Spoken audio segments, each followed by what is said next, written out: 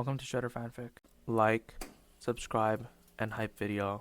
Join members to gain early access to new videos. The main character, after dying inside of his previous life, he wakes up inside of How to Train Your Dragon, and he is reborn as Bakugou from My Hero Academia. What is Bakugou gonna do inside of How to Train Your Dragon?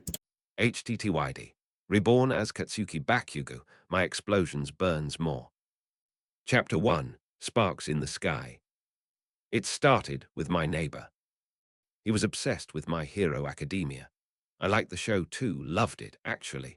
But the guy took it way too far. He blasted the openings at full volume every night, screamed out lines from Deku and Bakugou, and filled his yard with fan art pinned to wooden boards like some kind of shrine. Most of it was normal stuff, but one day I noticed the new drawings, Bakugou and Deku, hugging, kissing, holding hands. I sighed. I had nothing against people liking what they liked, but the guy was loud, obsessive, and careless with fire. Literally, he once nearly burned his fence while setting off sparklers during an All Might tribute night. That day he was outside again, ranting to himself, yelling about how Bakugou and Izuku were destined soulmates. I leaned out my window and shouted, "They're not. They're just friends, man. You're weird. Get a job or something." He stopped mid-rant. His head turned slowly toward me, eyes wide. I added, "And your ship is gay and weird. Even Bakugou would blow you up for that." He went pale, then red. Then he started shaking like he was about to explode. I laughed and shut the window. The next thing I knew, a bright flash tore through the glass. A massive ball of fire screamed across the yard straight at me. I didn't even have time to move. The blast swallowed everything. Heat, light, silence. When I opened my eyes again, I was staring up at the sky. It was wide, blue and clear, too clear. The air smelled of salt and smoke. I sat up, heart pounding. The ground was rough, uneven, covered in grass and dirt. I blinked, trying to steady myself. My hands came into view, larger, rougher, scarred. I froze. No way. They weren't my hands. They were Bakugou's. I looked down at myself. Black pants, orange accessories, gloves with metal at the palms. The gauntlets were missing, but I didn't need them to know who I was. My stomach twisted, half with disbelief, half with adrenaline. I flexed my fingers and thought of an explosion, small, controlled. The spark came instantly. A faint crack of ignition, a puff of smoke, and the smell of gunpowder filled the air. I grinned. "You've got to be kidding me." It worked. The sweat on my palm popped again, a louder blast this time. The recoil kicked against my arm, dirt scattering. I laughed quietly, running my thumb across the burn mark left in the grass.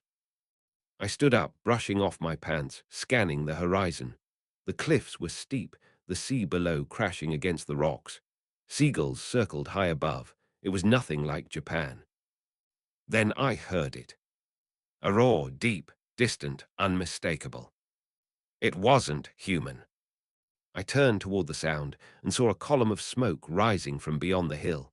I moved toward it, cautious but curious. Every step made my boots crunch against the dirt, the breeze carrying the smell of ash and salt. When I reached the ridge, I crouched behind a rock. Below, in a clearing, several figures were shouting and running. I leaned forward, eyes narrowing.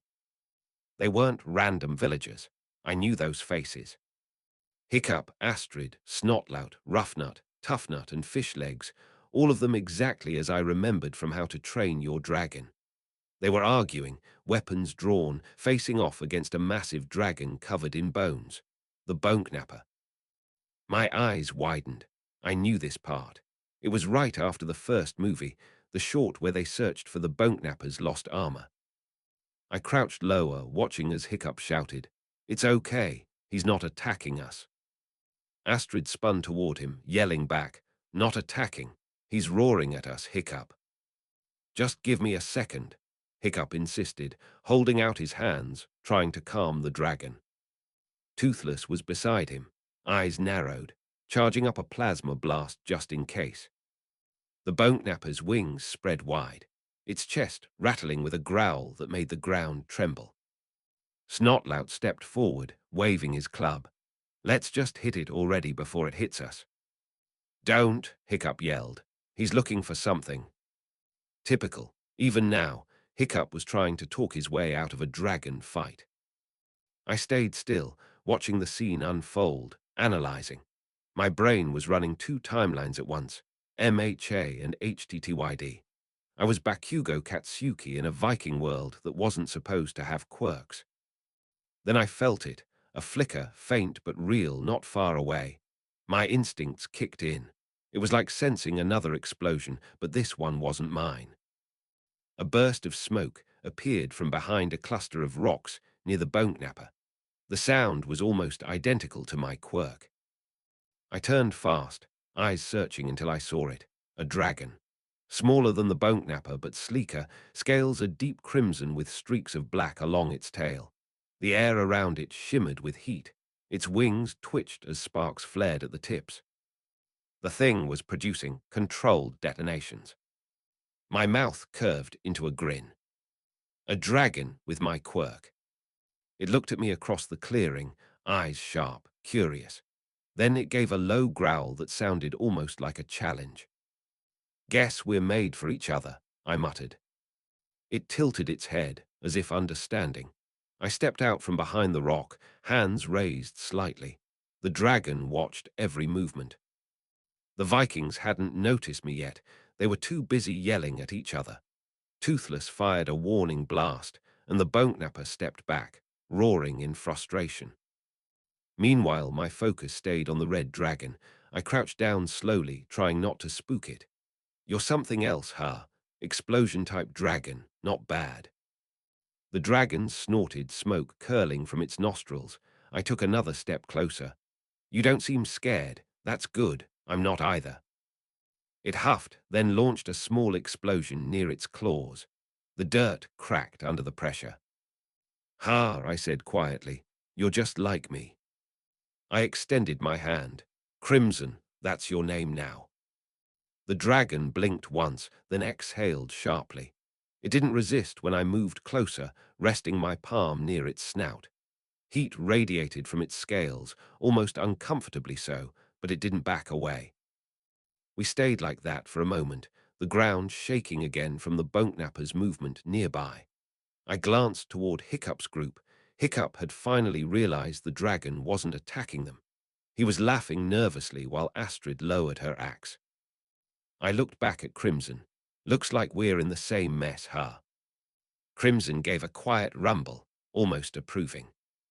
I tested my palm again, firing a small blast toward a nearby rock. Crimson's eyes lit up, and it mirrored the motion perfectly, releasing a similar explosion from its mouth. The impact echoed through the cliffs. I smirked. Perfect. For the first time since waking up, I felt grounded. I didn't know how I'd ended up here, but it didn't matter. I had my quirk, I had a dragon with the same power, and the world around me was exactly as I remembered it. I turned back to Crimson, meeting its gaze. From now on, you're Crimson, and I'm Bakugou. The dragon tilted its head again, snorted, and spread its wings. Yeah, I said with a grin, flexing my hands as sparks popped in my palms. Let's see what kind of noise we can make in this world. Chapter 2, Fire and Fury. The wind whipped through the clearing as I stepped out from behind the rocks, Crimson padding beside me, his scales glinting in the sunlight. Hiccup and his group turned immediately, weapons raised. Toothless let out a low growl, his ears flattening as his eyes locked on Crimson. I stopped about 20 feet away, raising a hand slightly, not in surrender, just enough to keep things from turning into a fight. Hey, I called out, voice rough and sharp, just like Bakugou's always was. You can chill the hell out. I'm not here to fight. Astrid's grip on her axe tightened. Who are you? She asked, stepping a little in front of Hiccup. Hiccup's gaze darted between me and Crimson. His voice was cautious but curious. And what kind of dragon is that? I smirked. Name's Bakugou, and this guy, I slapped Crimson's neck, earning a low rumble in return, is Crimson. Fishlegs took a hesitant step forward, his tone nervous but filled with wonder. That dragon, I've never seen one like it before. The heat coming off its scales is incredible. Crimson let out a sharp huff that sent a puff of smoke toward them. The twins, Roughnut and Toughnut, immediately ducked behind each other, yelling. "It's gonna blow us up," Toughnut shouted. "Cool," Roughnut yelled back, eyes wide with excitement. Snotlout scoffed. "Ha, big talk. Looks like a glorified monstrous nightmare to me." I glared at him. "You want to say that again, loudmouth?" He blinked, frowning. "What's your problem?" "My problem's idiots running their mouths when they don't know what they're talking about," I snapped. Crimson growled quietly behind me, the ground cracking a little beneath his claws. Hiccup quickly stepped between us, his hands raised. Okay, everyone calm down. We don't need to start another fight today." Astrid looked at Hiccup like he'd lost his mind. "You're seriously just trusting this guy?" He turned slightly toward her. "He has a dragon, and that dragon doesn't seem aggressive, at least not yet. Let's just see what he has to say." I crossed my arms. Finally, someone with a brain. Hiccup raised an eyebrow. "So, Bakugou, where exactly did you come from?" "Far from here," I said flatly. "Doesn't matter, I'm here now." Astrid frowned. "You don't sound like you're from Burke." I shrugged. "Never said I was." Snotlout laughed, jabbing his thumb toward me. "He's lying. Probably a thief trying to steal dragons or something." My temper spiked. Sparks crackled at my palms before I could stop it. The air snapped with energy, and everyone stepped back instantly. "Try saying that again," I said coldly. Hiccup's eyes went wide as he saw the smoke rising from my hand. "Wait, what was that?" Before I could answer, the bone napper let out an earth-shaking roar. The timing couldn't have been worse. The massive dragon turned toward us, bones clattering as it spread its wings. Hiccup turned quickly, toothless. The Night Fury moved in front of him, charging a plasma blast. Astrid and the others scrambled for position, weapons raised again. I cracked my knuckles. "Fine, guess talk time, over." The bone napper lunged forward, smashing through trees as it came right for us. The ground shook. Crimson roared in return, wings flaring wide as sparks flickered across his scales. I felt the heat building in my palms. My body responded automatically, like muscle memory. Sweat gathered at my hands, the nitroglycerin smell sharp in the air. "Crimson," I shouted. He turned to me, eyes locked, waiting for a signal. "Let's show how it's done." I launched forward, explosions firing from my palms, propelling me up into the air. The shockwave kicked dust into everyone's faces. Hiccup's mouth fell open as I flipped midair, aiming both hands down. "Die, you bone bag." Twin explosions ripped through the clearing, the sound echoing through the cliffs. The blasts hit the bone napper dead center, knocking it back several meters. It roared in pain, scales sizzling. Crimson followed up instantly, his wings spreading as light flashed from between his claws. He opened his jaws, a bright orange glow forming at the back of his throat. A massive explosion burst from his mouth, slamming into the bone napper's shoulder. Astrid stumbled backward from the shockwave, shielding her face. "What in the world?" Fishlegs yelled over the noise. "That dragon just used an explosive blast." Snotlout gawked. "What? That's not even a real dragon ability." I landed hard, dirt scattering around me. My palms smoked. I rolled my shoulders, glaring at the dragon still standing despite the hit. "Tough bastard." Hiccup's voice was stunned, but awed. "You can do what your dragon does, or your dragon can do what you do. You two are really made for each other." Crimson roared, as if agreeing. I smirked. "Yeah, damn right we are." The bone napper shook off the smoke and charged again. Hiccup shouted, "Everyone, get back." I ignored him, dashing forward. Crimson matched my pace. We moved like a unit. The dragon swung its tail. I blasted sideways, avoiding the impact, while Crimson fired a smaller explosion that knocked the bone napper's leg off balance. Astrid ran up beside me, swinging her axe. "You're insane," she shouted. "Yeah," I yelled back. "So what?" She slashed at the dragon's exposed leg joint, while I launched an explosion point blank into its chest. The combined hit forced it to stumble back again, roaring in frustration. Toothless took advantage of the opening, blasting the bone knapper with a purple plasma shot that sent it crashing into the cliffside. Dust and smoke filled the air. Everyone froze, panting. The only sounds were the wind and the crackle of fires left behind by my blasts. Hiccup lowered his arms slowly, eyes wide. That was incredible. I straightened, brushing dust from my gloves. That thing's not dead, it's just pissed off. Crimson stood beside me, smoke curling from his nostrils. His scales shimmered in the fading sunlight. I patted his neck once. "Nice work." He let out a low rumble of approval. Fishleg stepped closer, clutching his notebook like it was the most valuable thing in the world. "I've never seen a dragon emit explosions like that. How does it even?" "Don't overthink it, nerd," I cut in. Hiccup's curiosity was stronger than his caution. "You said you weren't from Burke. Where did you learn to fight like that?" "Experience," I said shortly. Astrid crossed her arms. "That's not much of an answer." I looked at her flatly. Didn't ask for an interrogation. Hiccup stepped forward a bit, still watching Crimson closely. "He doesn't look aggressive toward people. That's rare for a dragon like him." Crimson flicked his tail, sending a faint spark into the dirt. I smirked. "He only gets mad when I do." Roughnut grinned. "So if we make you mad, he blows us up too." "Pretty much," I said. Toughnut slapped his sister on the shoulder. "Let's not make him mad." Snotlout pointed at me. "You just blew up a dragon twice your size. You're dangerous." "Yeah," I stepped forward, cracking my neck. "You want to test that theory?" He froze, hands raised. "Nope, totally fine, we're good." Hiccup stepped between us again. "Let's not fight each other, okay? You helped us. I think that counts for something."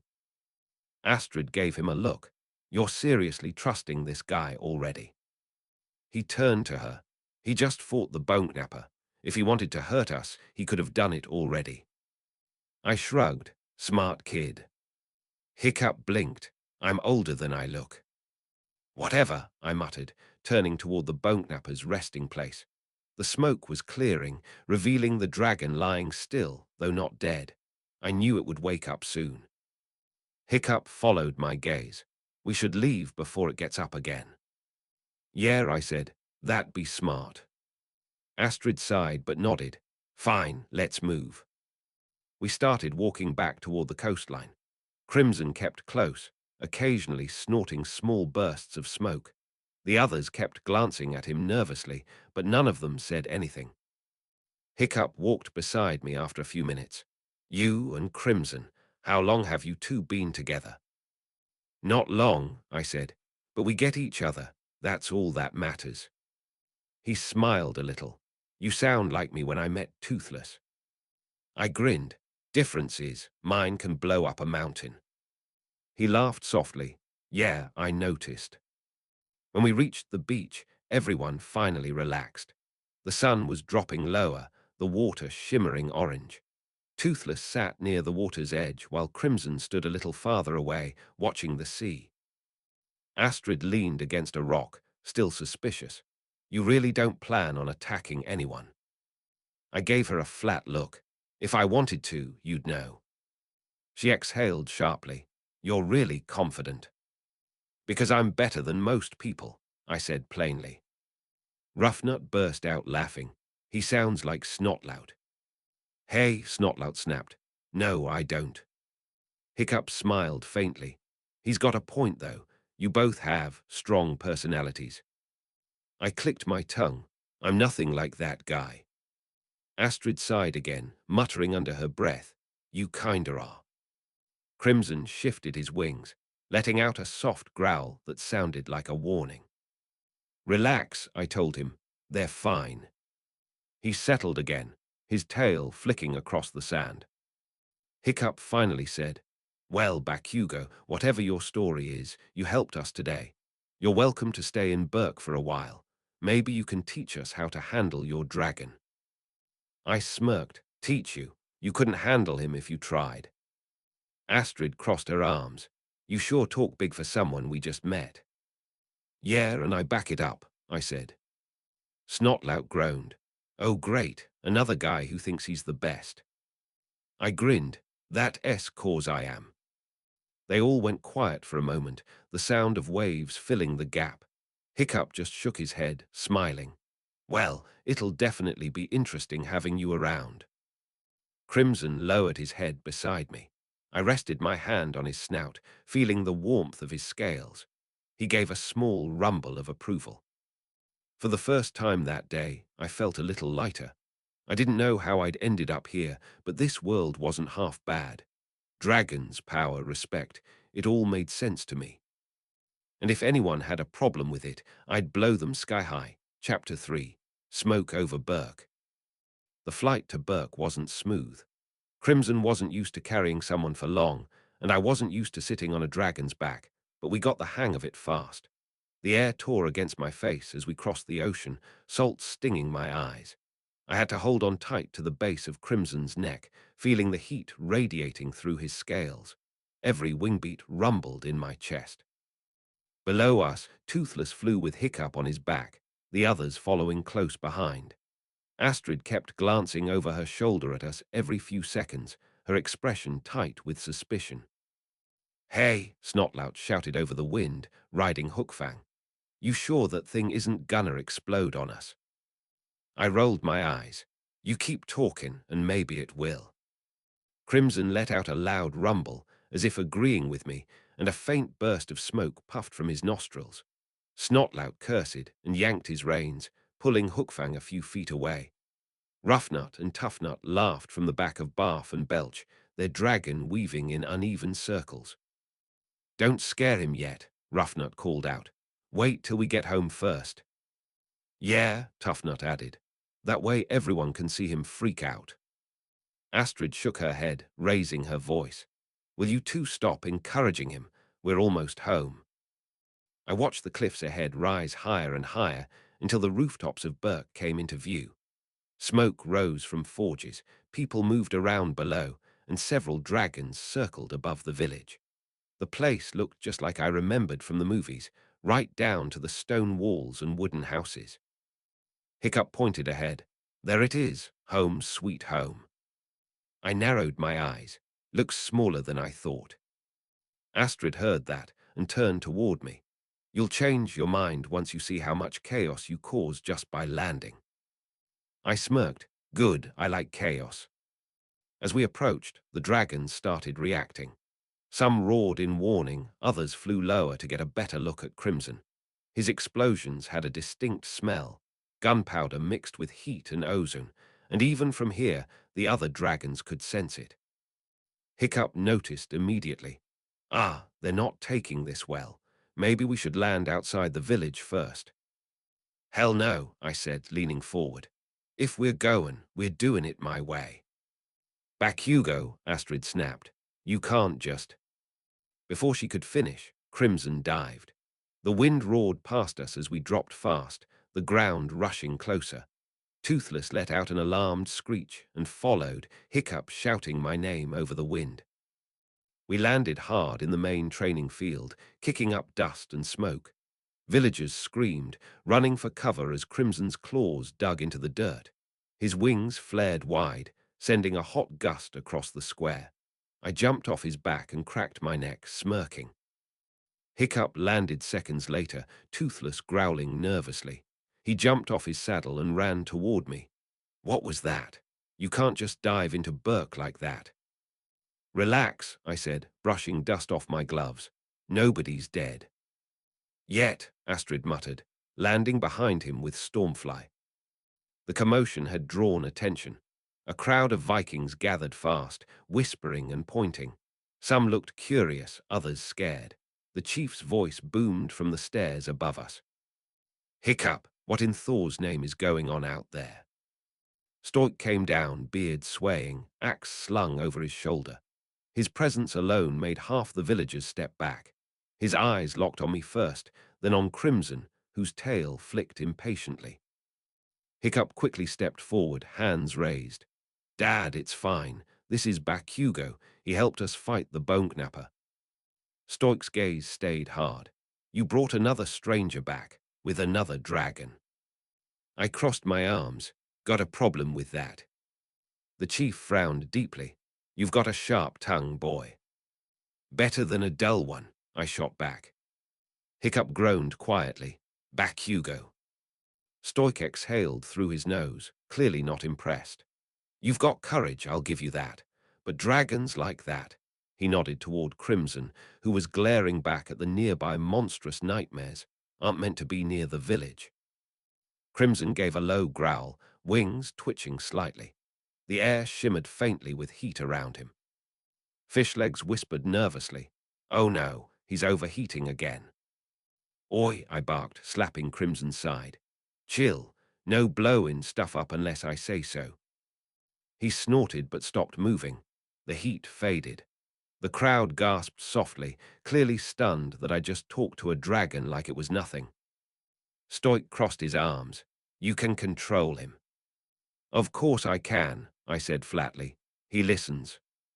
Astrid crossed her arms too. "Barely." I shot her a glare. "Wanna test that theory, Blondie?" She met my stare for a few seconds, then turned away, muttering, "You're impossible." Hiccup quickly stepped in between us again. "Look, he's telling the truth. He really did help us. The bone knapper would have crushed us without him and Crimson." Stoic's expression softened a little. "You fought the bone knapper?" "Yeah," I said. "Ugly bastard. Took a few hits to knock him back, but he got the message." Hiccup added, "It was amazing, Dad. He and Crimson used these explosions. I've never seen anything like it." The crowd murmured again. Some Vikings leaned forward, fascinated. Others took more steps back. Stoic frowned. "Explosions." "Watch," I said. I raised my right hand, letting a small bead of sweat form across my palm. The explosion popped quietly, releasing a flash of orange light. The dirt puffed under the pressure. Gasps rippled through the crowd. Toothless's ears perked up, curious but not afraid. Crimson puffed smoke proudly beside me, mimicking my movement. A small blast fired from his claws, kicking up a small crater beside mine. The twins cheered. "Do it again." Snotlout's jaw dropped. "You're telling me both of you can do that? That's insane." I grinned. "Damn right it is." Stoic stroked his beard, eyes locked on my hands. "That's no dragon fire I've ever seen." "It's not," I said simply. "It's my power." Hiccup tilted his head. "Your power." I smirked but didn't elaborate. "Something like that." Astrid sighed. "You're being really cryptic, you know that." "Yeah, and," I said. She scowled but didn't argue. Stoic finally exhaled, stepping closer. "You've got spirit, lad. And that dragon of yours, he's something new. But this power of yours, it's dangerous. I can't have it used against Burke." I glared. "I don't blow up people unless they ask for it." "Could have fooled me," Snotlout muttered. Crimson growled. Snotlout paled immediately. "I mean, you're great. Totally great. Big fan of the whole explosion thing." I smirked. "Thought so." Stoic rubbed his chin, then looked at Hiccup. "You brought him here, son. That means you're responsible for him." Hiccup blinked. "Wait, what?" Astrid grinned slightly. "That's fair." Hiccup sighed. "Fine, but at least let him stay in the training grounds for now." Stoic nodded. "All right, but if I see smoke coming from anywhere it shouldn't, he and that dragon are gone." I crossed my arms. "Don't worry, I can handle myself." Stoic gave a final nod and turned back toward the hall, motioning for the crowd to disperse. "Keep him out of trouble, son." Hiccup muttered, "That's gonna be impossible." As the crowd thinned, I walked toward the stables, Crimson following close behind. Dragons peeked out from their stalls, Nada, Gronkle, Nightmare, all keeping a careful distance. The smell of hay mixed with smoke as Crimson huffed and settled beside the wall. Fishlegs came running after me, notebook already open. That was incredible. Your quirk, power, creates controlled combustion from your hands, right? And Crimson mimics it instinctively. Something like that, I said, leaning against the wall. He started scribbling furiously. I've never seen anything like it. The chemical reaction must be. Hey, nerd, I cut in. Save the lecture. I'm not in the mood. He jumped a little, but nodded quickly. All right, sorry. Hiccup walked over with Astrid beside him. You really don't hold back, do you? I shrugged. Why would I? Astrid crossed her arms. You almost scared half the village to death. Then they're weak, I said.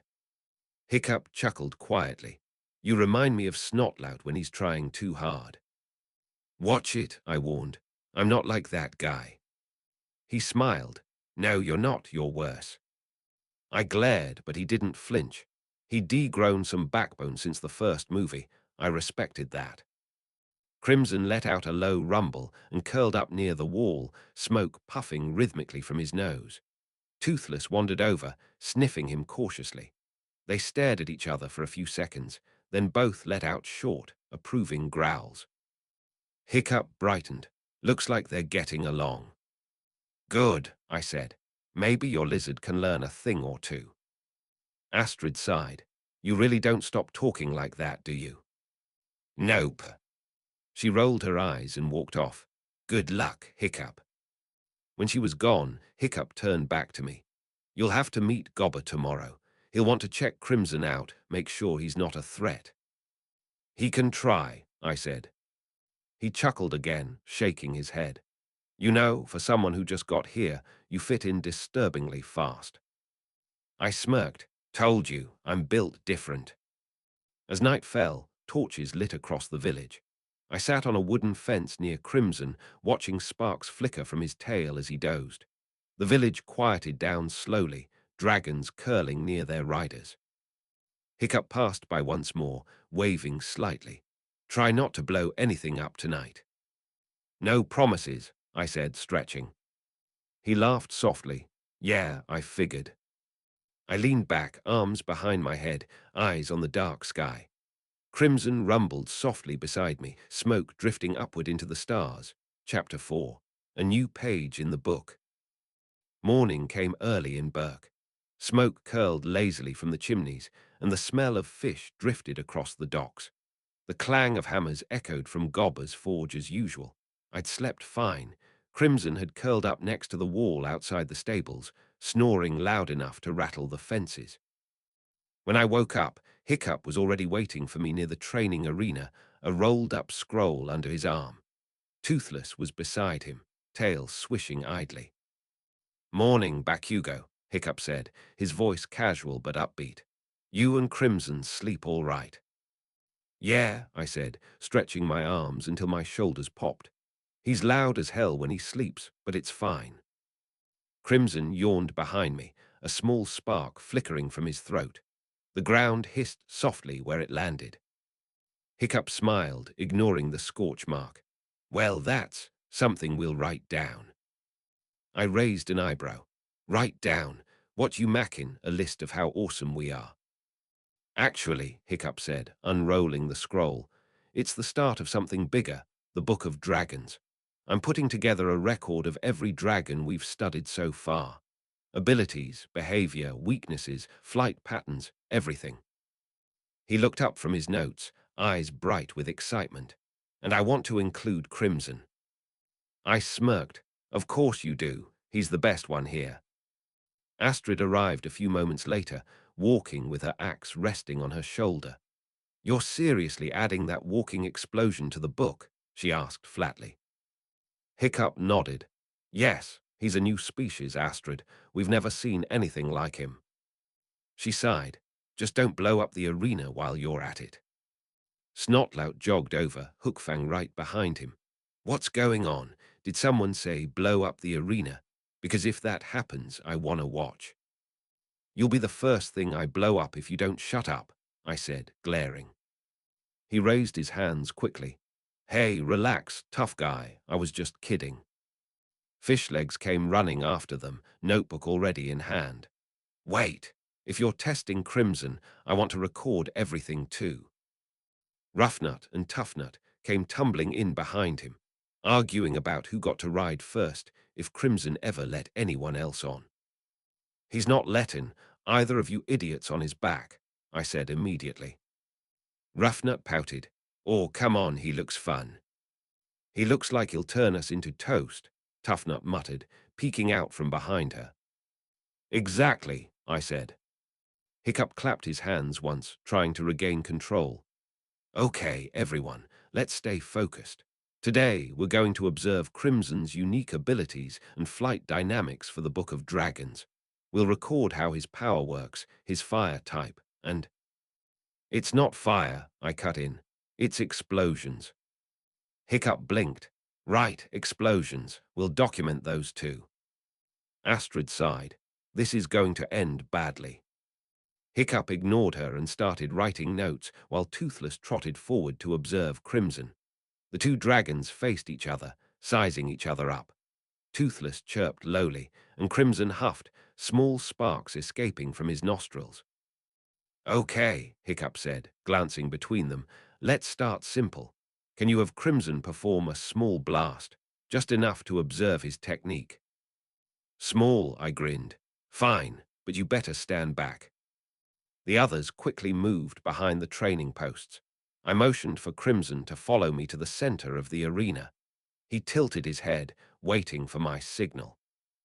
All right, Crimson, let's show these losers how it's done. He growled low, muscles tightening. His claws dug into the dirt. I stretched my hands out, palms open. 3, 2, 1. We fired in sync. The blasts hit the ground with a thunderous boom, flinging dirt into the air. Smoke and heat washed over the arena. When it cleared, a shallow crater smoked beneath us. Fishlegs shouted from behind the fence. That was incredible. The temperature spike alone was. Save it, nerd, I barked. We're not done yet.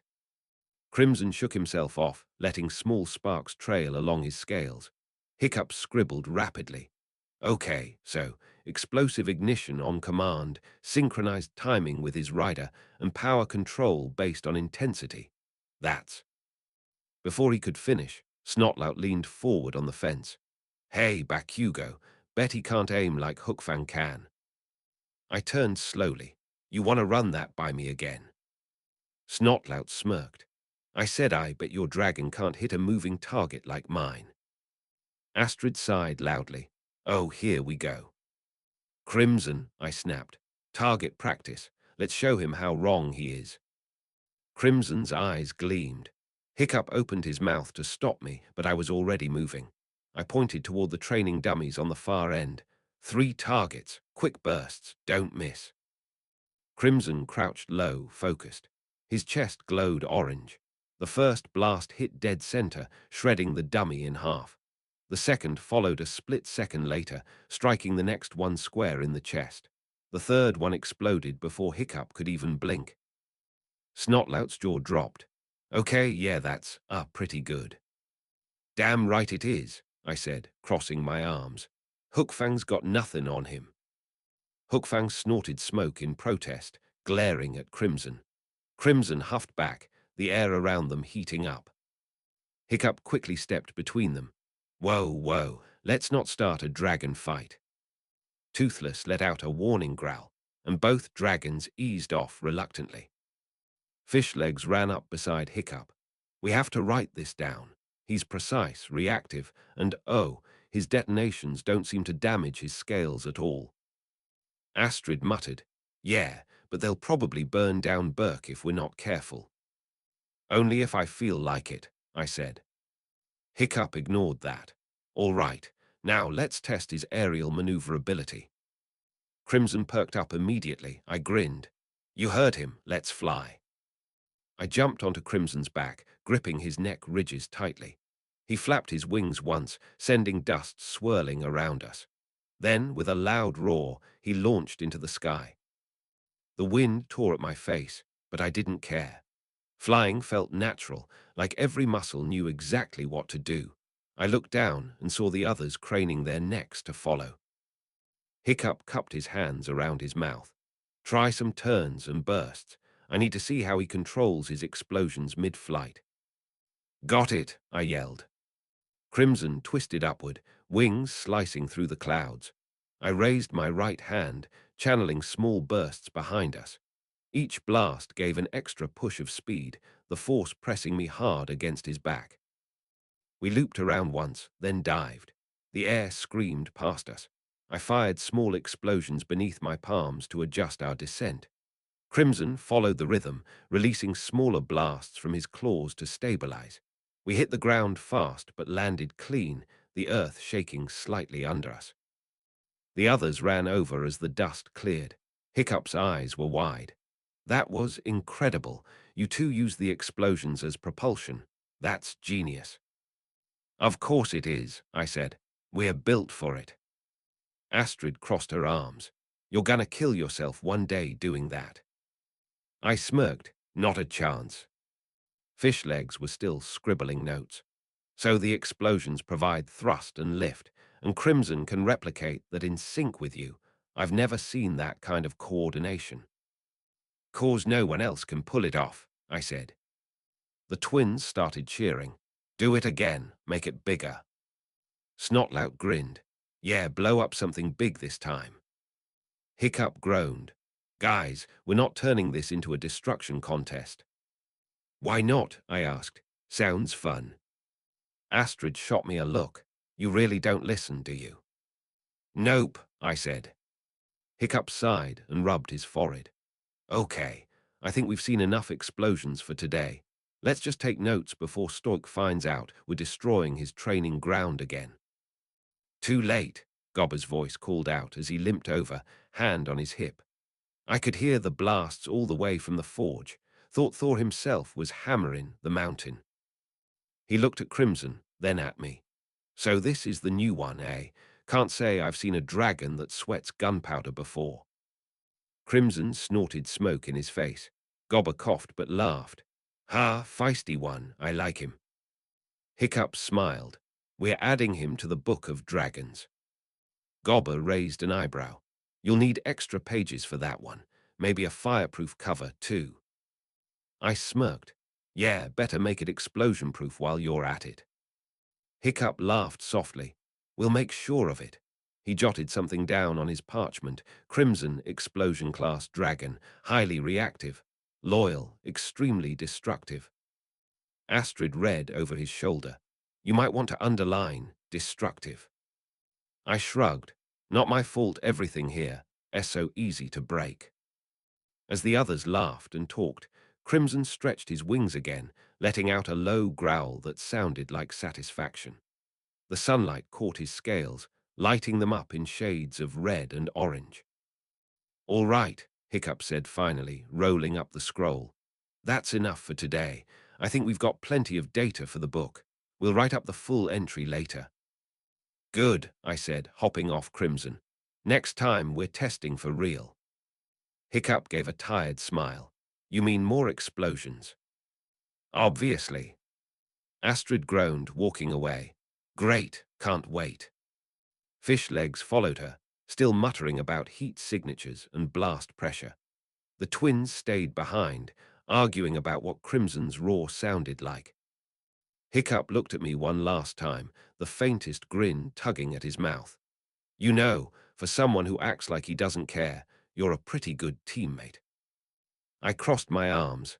Don't get used to it. He laughed under his breath and turned to leave. I watched him go, then looked at Crimson. The dragon stretched his wings again, sparks running across his scales. Guess we're famous now, I said. Crimson gave a low, satisfied growl, his tail thumping once against the dirt. Chapter 5. The first test day. The sun came up over Burke early, turning the ocean gold and the sky pale blue. By the time I walked out of the stables, Crimson was already awake. He stretched his wings wide, shaking off bits of hay, and let out a low rumble that made the other dragons stir. The air smelled faintly of smoke and salt. Hiccup was waiting near the arena with Toothless, a stack of rolled-up papers in one hand and charcoal smudged on his fingers. He was already muttering to himself, probably thinking about his notes for the Book of Dragons. Astrid, Snotlout, Fishlegs, and the twins were standing around the fence, looking like they'd been dragged out of bed too early. "Morning," Hiccup called, his voice too cheerful for the hour. "All right, everyone. Stoik wants us to start the official testing for the Book of Dragons today. We'll begin with offensive and defensive abilities." Astrid sighed. "You're making this sound like work." "It is work," Hiccup said, unrolling one of his scrolls. "If we're going to teach the next generation about dragons, we need good records." Snotlout yawned loudly. "Next generation, we just stop the bone knapper from flattening us. Can't we get a break?" "Not if you want to keep your dragon from eating you by accident," Hiccup said. I leaned against the fence, crossing my arms. "So what's the point of all this again?" Hiccup turned toward me, smiling slightly. "Simple. You and Crimson are joining the testing. You'll be helping me document how dragons handle combat maneuvers." I raised an eyebrow. "Combat, now we're talking." Astrid rolled her eyes. "Try not to blow up the village this time." I smirked. "No promises." Crimson growled beside me, smoke puffing from his nostrils. Hiccup glanced at him nervously. "Let's keep the explosions small today, all right?" Yeah, I said. "You just tell me what to hit." Hiccup set the papers on a barrel and pointed toward a line of stone targets stacked near the arena wall. "Those are for testing direct impact attacks. Astrid, you and Stormfly go first. We'll start with precision shots." Astrid nodded, straightening up. "All right, Stormfly spikes." Stormfly launched a volley of sharp spines that hit the center of each stone slab perfectly. The crowd of riders clapped politely. Hiccup scribbled notes. "Excellent accuracy, consistent pressure, nice work." "Of course," Astrid said proudly. "Now let's see him beat that." She nodded toward me. "Gladly," I said, stepping forward. "Crimson, let's go." Crimson spread his wings wide, lowering his head. I lifted my hands, letting sweat gather on my palms. 3 targets, 1 shot each. Make it clean." Crimson roared, and we fired at the same time. 3 loud blasts ripped through the air. When the smoke cleared, the stone targets were gone, shattered into dust. Fishlegs ducked behind a barrel, eyes wide. That was way above normal blast capacity. Snotlout shouted. He just destroyed the whole line. Hiccup stared at the craters, his hair slightly blown back from the shockwave. "Well, I guess that answers the question of how powerful Crimson is." Astrid crossed her arms. "You said small explosions." I shrugged. That was small. The twins were cheering. "Do it again," Roughnut yelled. "Bigger this time." "Yeah," Toughnut added. "Let's see if you can blow a hole through the cliff." Hiccup quickly raised a hand. No bigger. We still have to test everyone else's dragons today." Crimson huffed in disappointment, sparks rolling off his scales. Fishlegs flipped through his notes, muttering fast. "Explosion intensity equivalent to a Gronkle's full-strength lava shot, but produced instantly. Heat output, around 800 degrees, maybe higher." "Stop talking like a scientist," I said. "You're giving me a headache." He nodded quickly, clutching his notebook tighter. "Right, sorry." Hiccup finished his scribbling. "All right, offensive test done. Now let's test defensive reactions. Everyone line up your dragons." Each dragon took its place. Stormfly, Hookfang, Meatlug, Barf and Belch, Toothless and Crimson at the end. "Okay," Hiccup said. "We're testing reflexes. When I signal, you dodge incoming attacks." He turned toward me. "Bakugou, you'll be the one launching the blasts. Controlled ones." I smirked. Finally, something fun. Astrid frowned. "You're seriously letting him be the one attacking us?" Hiccup shrugged. "He's got the best aim." "That's right," I said, cracking my knuckles. The others braced themselves. I lifted one hand, built up a small charge, and fired. The explosion roared past Hookfang, missing by inches. Hookfang flapped his wings furiously, eyes wide. Snotlout yelled, "Watch it." "Then move faster," I shouted back. Next, I aimed near Meatlug. Fishlegs yelped, ducking behind her. Meatlug flinched, but rolled aside at the last second. "Good reaction," Hiccup said, jotting notes. Roughnut and Toughnut were too busy laughing to take it seriously.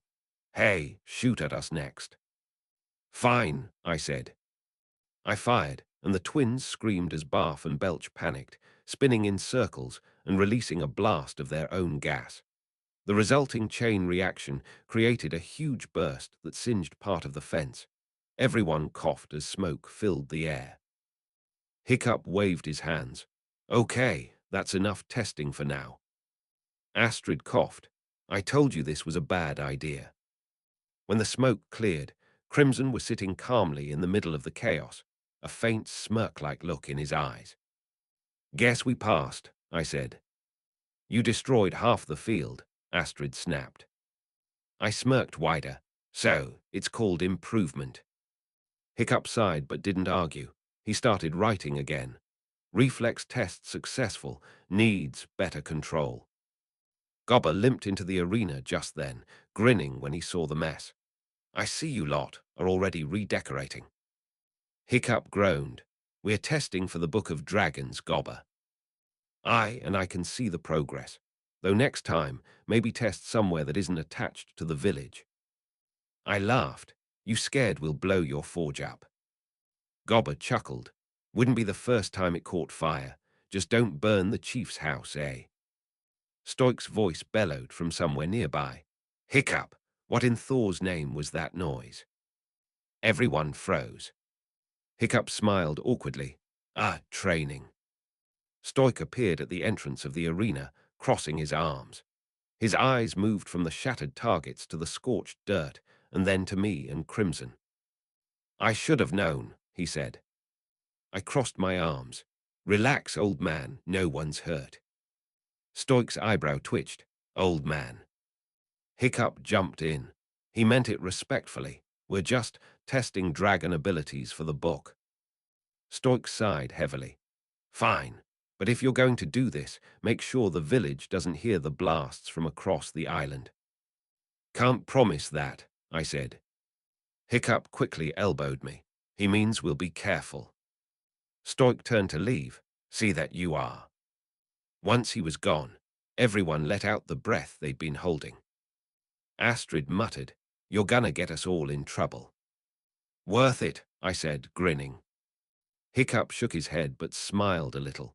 "All right, let's finish with flight coordination, Crimson and Toothless together.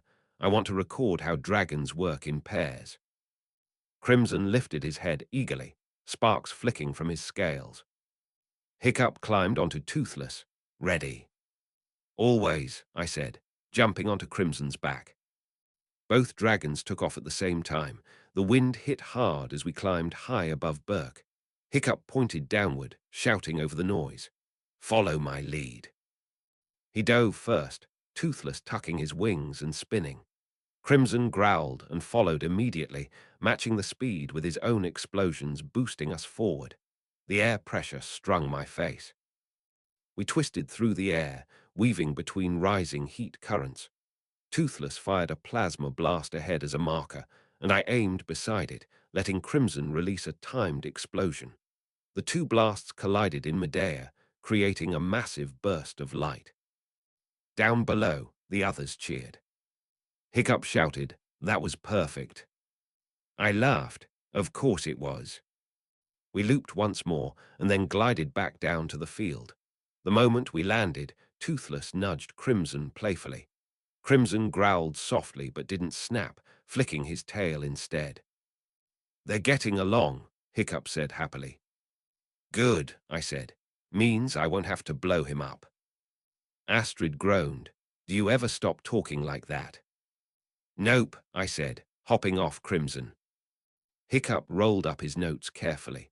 "All right, everyone. Great work today. We've got enough data for the first part of the Book of Dragons.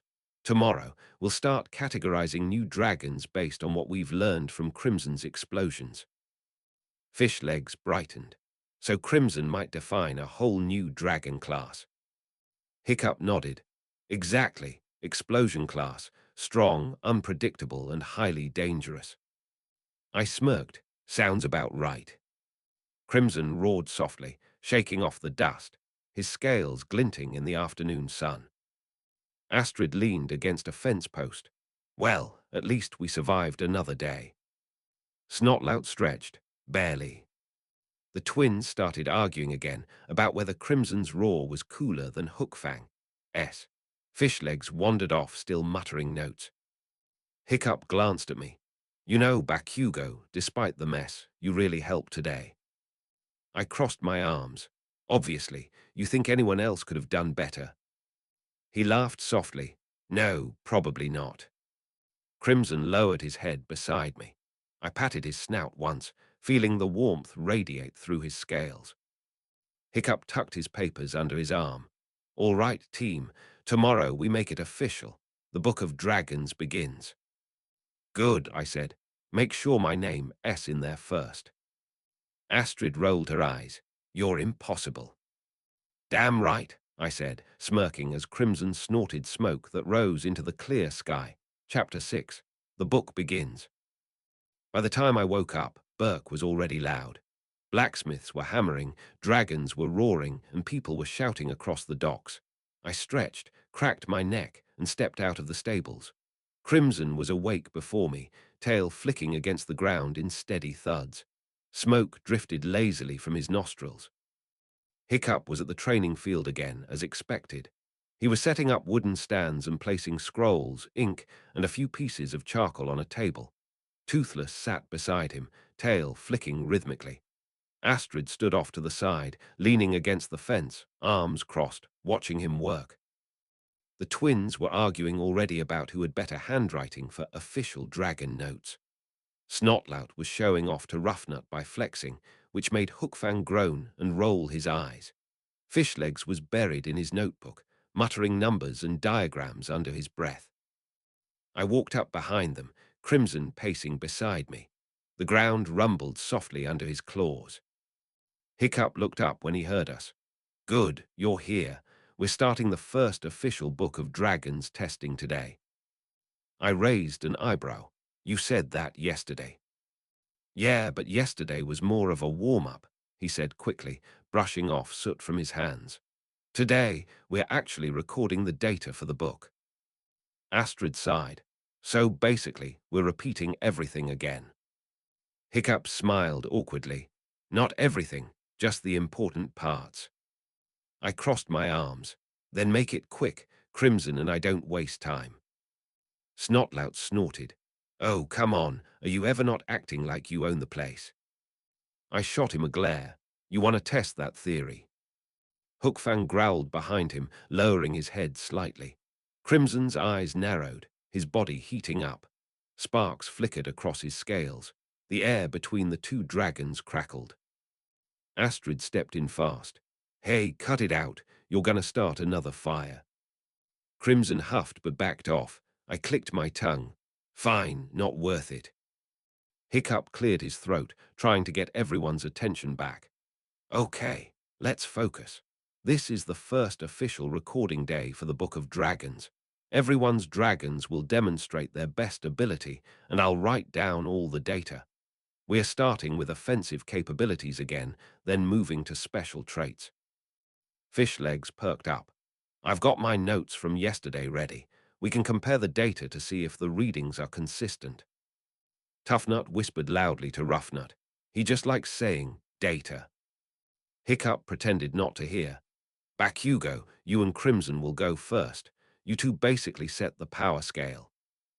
Obviously, I said. Astrid muttered, here we go again. I ignored her and motioned to Crimson. He lowered his head slightly as I climbed up onto his back. His wings flexed once before settling. I looked down at Hiccup. Targets. Right there, he said, pointing at a row of freshly built dummies along the far wall. Try not to break the wall this time. I grinned. No promises. Crimson's claws dug into the dirt as he crouched. His chest glowed orange from inside, heat rippling around his throat. I raised both hands, palms forward. One at a time this time. Go. He released a controlled explosion that hit the first dummy dead on. The wood shattered instantly. I fired from my palms at the same time, blowing up the second dummy before it even fell. The combined blast sent a wave of dust across the field. Fishlegs yelled over the noise. Amazing. Perfect synchronization again. Hiccup scribbled fast. Same as yesterday, directed detonations, high temperature, zero visible strain on the dragon. Snotlout cupped his hands around his mouth. Show off. Better than being useless, I yelled back. Astrid sighed, pinching the bridge of her nose. Are we gonna have to deal with this every day? Hiccup ignored her. All right, Crimson, one last shot. Let's see maximum intensity, but straight up into the sky. I smirked. You heard him. Let's make it loud. Crimson leaned back, wings half spread, and opened his jaws wide. The explosion that followed was massive, echoing across Burke. Smoke twisted up into the clouds. Dragons all over the village squawked and flapped in panic. Hiccup covered his head with his arms. Okay, that's enough.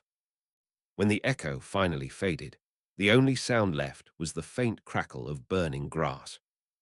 Astrid stared at the smoking hole in the ground. You two are insane. I jumped off Crimson and dusted off my gloves. You asked for full power. I said up, Hiccup corrected, not up and everything around it. Same thing, I said flatly. Hiccup just shook his head, smiling slightly despite himself. All right, that's one for the record books, literally. He rolled the parchment open wider and started sketching Crimson's outline. Explosion output, probably the highest we've seen. Reaction speed off the charts. Definitely a new dragon class. Astrid leaned over his shoulder. You're gonna call it explosion class. Unless Bakugou has a better idea, Hiccup said, glancing up. Explosion class sounds fine, I said. It fits. Roughnut clapped her hands. I like it. Sounds dangerous. Toughnut added. Yeah, like if you read about it, the words themselves might blow up. Astrid groaned. That's not how books work. While they argued, Hiccup kept writing. Okay, next, let's compare Crimson's blast radius with Hookfang's flame range. Snotlout smirked. Oh, this'll be good. Hookfang, you ready? Hookfang lifted his head and roared, fire spilling from his mouth. The heat washed over the ground. Hiccup stepped back quickly. Whoa, that's good. Okay, Crimson, let's see yours again, but same angle. Crimson's chest lit up. I raised my hand, grinning. Let's outdo that overgrown torch. We fired. The explosion swallowed Hookfang's fire and blew it apart midair. The shockwave knocked Snotlout flat on his back. He lay there groaning, hair smoking. Okay, yeah, you win. I smirked. Was there ever a doubt? Hiccup laughed a little while sketching. All right, that's going in the record. Crimson's explosion completely disrupts concentrated flame. Good to know. Astrid looked unimpressed. You mean it's too powerful? Exactly, I said. She rolled her eyes. That's not a compliment. Hiccup called out. All right, Stormfly next. Precision test. Astrid guided Stormfly forward, firing spikes at a moving target rigged with ropes. Her aim was perfect as always. I nodded slightly. Not bad. Not bad, she repeated. She hit every single one. Still slower than Crimson, I said. Astrid glared at me. You're impossible. Thanks, I said. The rest of the morning went the same way, testing, shouting, and way too much smoke. Meatlug melted through metal targets, Barf and Belch gassed half the arena, and Toothless fired perfect plasma shots for Hiccup's sketches. Through it all, Hiccup kept writing, his excitement obvious even as soot smeared across his face. When he finally called for a break, everyone dropped to the ground, exhausted. Crimson lay behind me, resting his head on the dirt. His scales still glowed faintly. Hiccup walked over with his book, smiling. That was great. We got more data today than I thought we would. And Crimson, well, he's probably the most unique dragon we've ever seen. Obviously, I said. Astrid was drinking water near the fence. Unique is one word for it. Destructive is another. Hiccup didn't argue. Yeah, but that's why he's perfect for the book. He's something no one's ever recorded before. Fishlegs nodded eagerly. And his reaction time, it's like he can sense attacks before they happen. Cause he can, I said. He picks up heat changes. That's how he knows when to dodge. Fishlegs froze mid-note, then started scribbling again. Incredible. Snotlout leaned against Hookfang, still looking sore. Yeah, incredible until he blows your hair off. I smirked. You're welcome. Hiccup sat down on a barrel and looked around the field. You know, this might actually work. The Book of Dragons is going to help people understand dragons better. It's not just about power, it's about control. I glanced at Crimson, who snorted softly, smoke curling into the air. Control's easy. You just gotta know when to let it out. Astrid chuckled. That's easy for you to say. Hiccup stood again, brushing off his knees. All right, let's call it a day. I'll organize the pages tonight and start sketching the final designs for Crimson's entry. Crimson lifted his head at his name, rumbling softly. I patted his snout. You hear that? You're gonna be famous. Hiccup smiled. He already is. Fishlegs adjusted his notes. This'll change how we classify dragons forever. Roughnut laughed. Yeah, we'll need a whole new section for explosions. Good, I said. Make it big. Astrid rolled her eyes again, but smiled slightly this time. You really don't stop, do you? Nope, I said. The others started heading out, still talking about the tests. Hiccup lingered for a moment, looking down at his papers. You know, Bakugou, I don't say this often, but thanks. I raised an eyebrow. For what? For helping, he said simply. You make things loud, but you get results. I smirked. Yeah, well, results are what matter. He nodded, rolling up his scrolls. I'll see you tomorrow for part 2. We're testing stamina and coordination next. Fine, I said. Just make sure everyone else can keep up. He laughed under his breath and headed out. I leaned back against Crimson's side, arms crossed. He exhaled warm smoke that drifted past my face. Good work today, I muttered. Crimson rumbled lowly in response, closing his eyes. The field still smelled of smoke and scorched earth. I liked it that way. Chapter 7. The Great Dragon Race. The next morning, the air smelled like sea salt and smoke. Burke was loud as usual. Blacksmiths hammering, dragons roaring, people shouting over the wind. I rolled my shoulders, cracked my neck, and stepped outside. Crimson was awake already, stretching his wings and kicking up dust. The glow under his scales was faint in the early light, flickering orange whenever he moved. Hiccup was waiting in the training field with a new setup. Flags on poles, barrels filled with water, ropes tied between posts, and a few rough wooden signs marking checkpoints. Toothless was next to him, tail flicking impatiently. Astrid was tightening Stormfly's saddle straps, while Snotlout was showing off to Roughnut again. Fishlegs stood off to the side, mumbling to himself while Meatlug chewed on a rock. I walked up with Crimson behind me. The others turned, most of them stepping back a little as Crimson's heat rolled through the air. Morning, Hiccup said, grinning despite the tension. Perfect timing. We're starting the stamina and speed tests for the Book of Dragons today. I frowned. Speed test. What are we doing, playing tag? Hiccup chuckled. Not exactly. Stoic gave us permission to run a flight course around the island. We'll be testing endurance, speed, and maneuverability. Astrid smirked. So basically, we're racing. Snotlout pumped a fist. Finally, something I can actually win. I snorted. You win. Don't make me laugh. He glared. You think you can beat Hookfang? I know I can beat Hookfang, I said flatly. Crimson growled lowly, his wings twitching in response. The ground under him vibrated slightly. Roughnut grinned. Oh, this is gonna be good. Toughnut added, yeah, I'm betting on Bakugou. That dragon looks like he eats fire for breakfast. Astrid sighed. You guys really can't take anything seriously. Hiccup climbed onto Toothless, checking his flight harness. All right, everyone. Here's how it works. We're flying a full lap around Burke. You'll start here, circle around the cliffs, past the sea stacks, and return to the arena. The goal is to record how long each dragon can maintain top speed. Fishlegs raised his hand.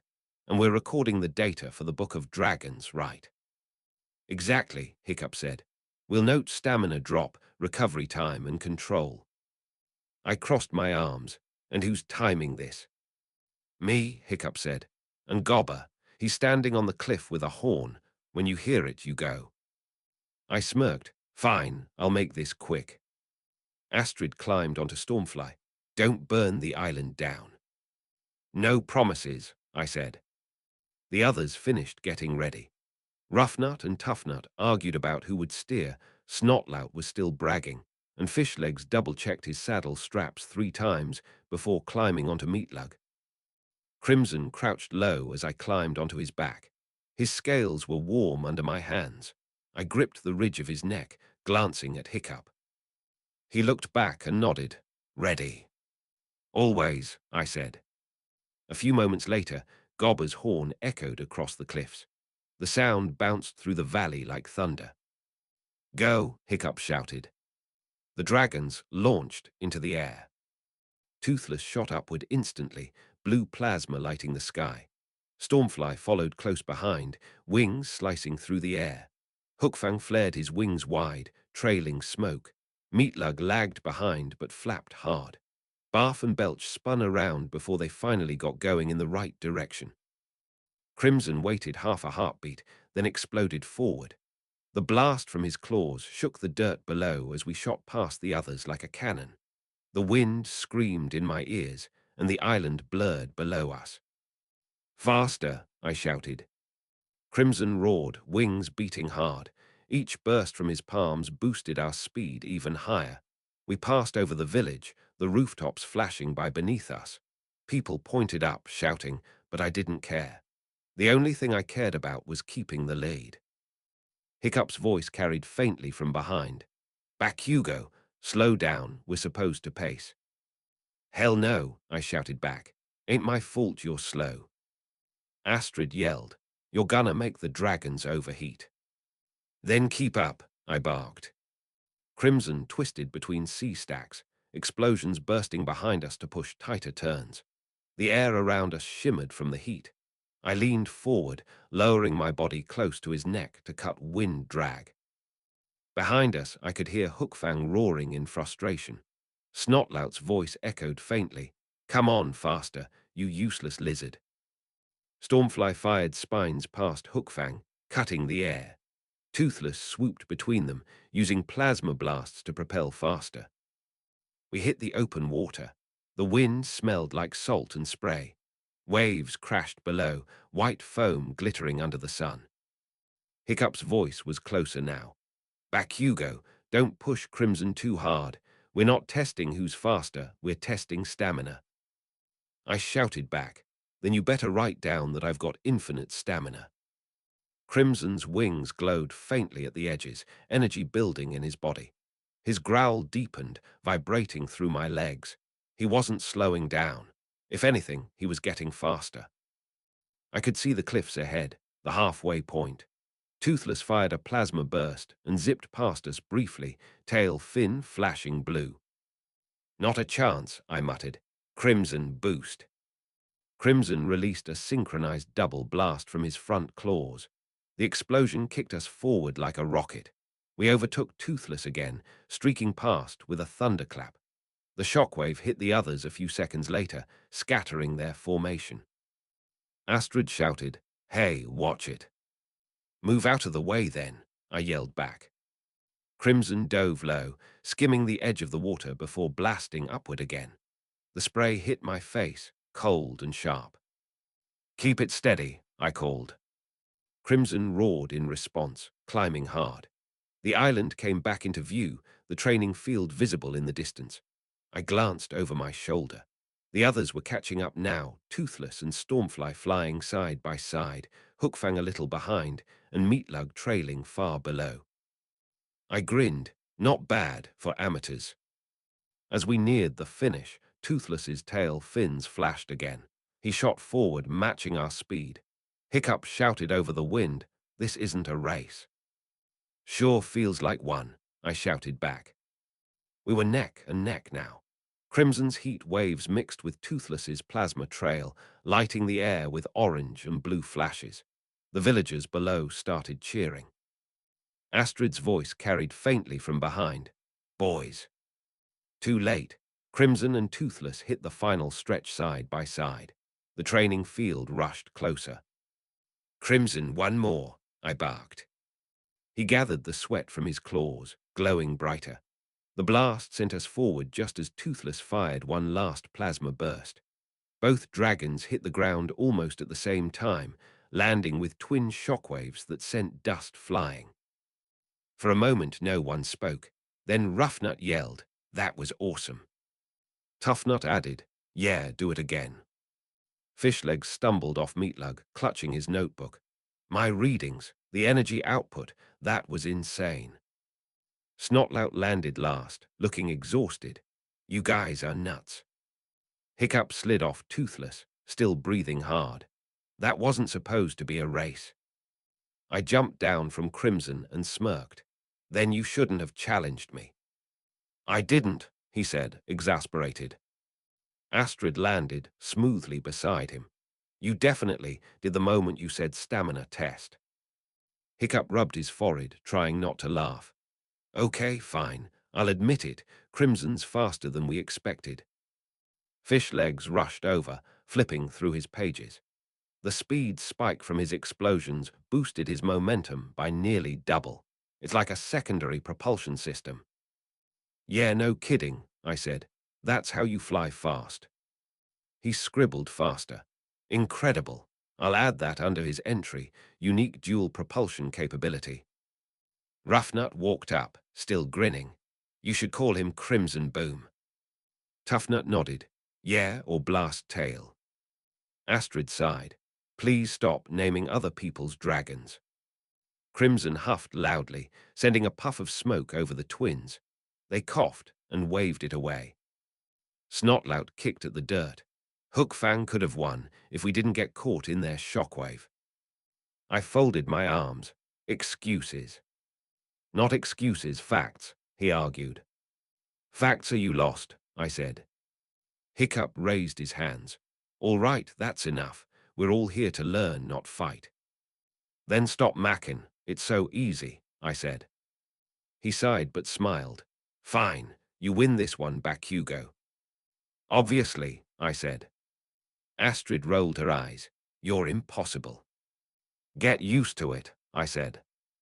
Crimson stretched his wings, letting out a deep rumble of satisfaction. Hiccup watched him closely, scribbling more notes.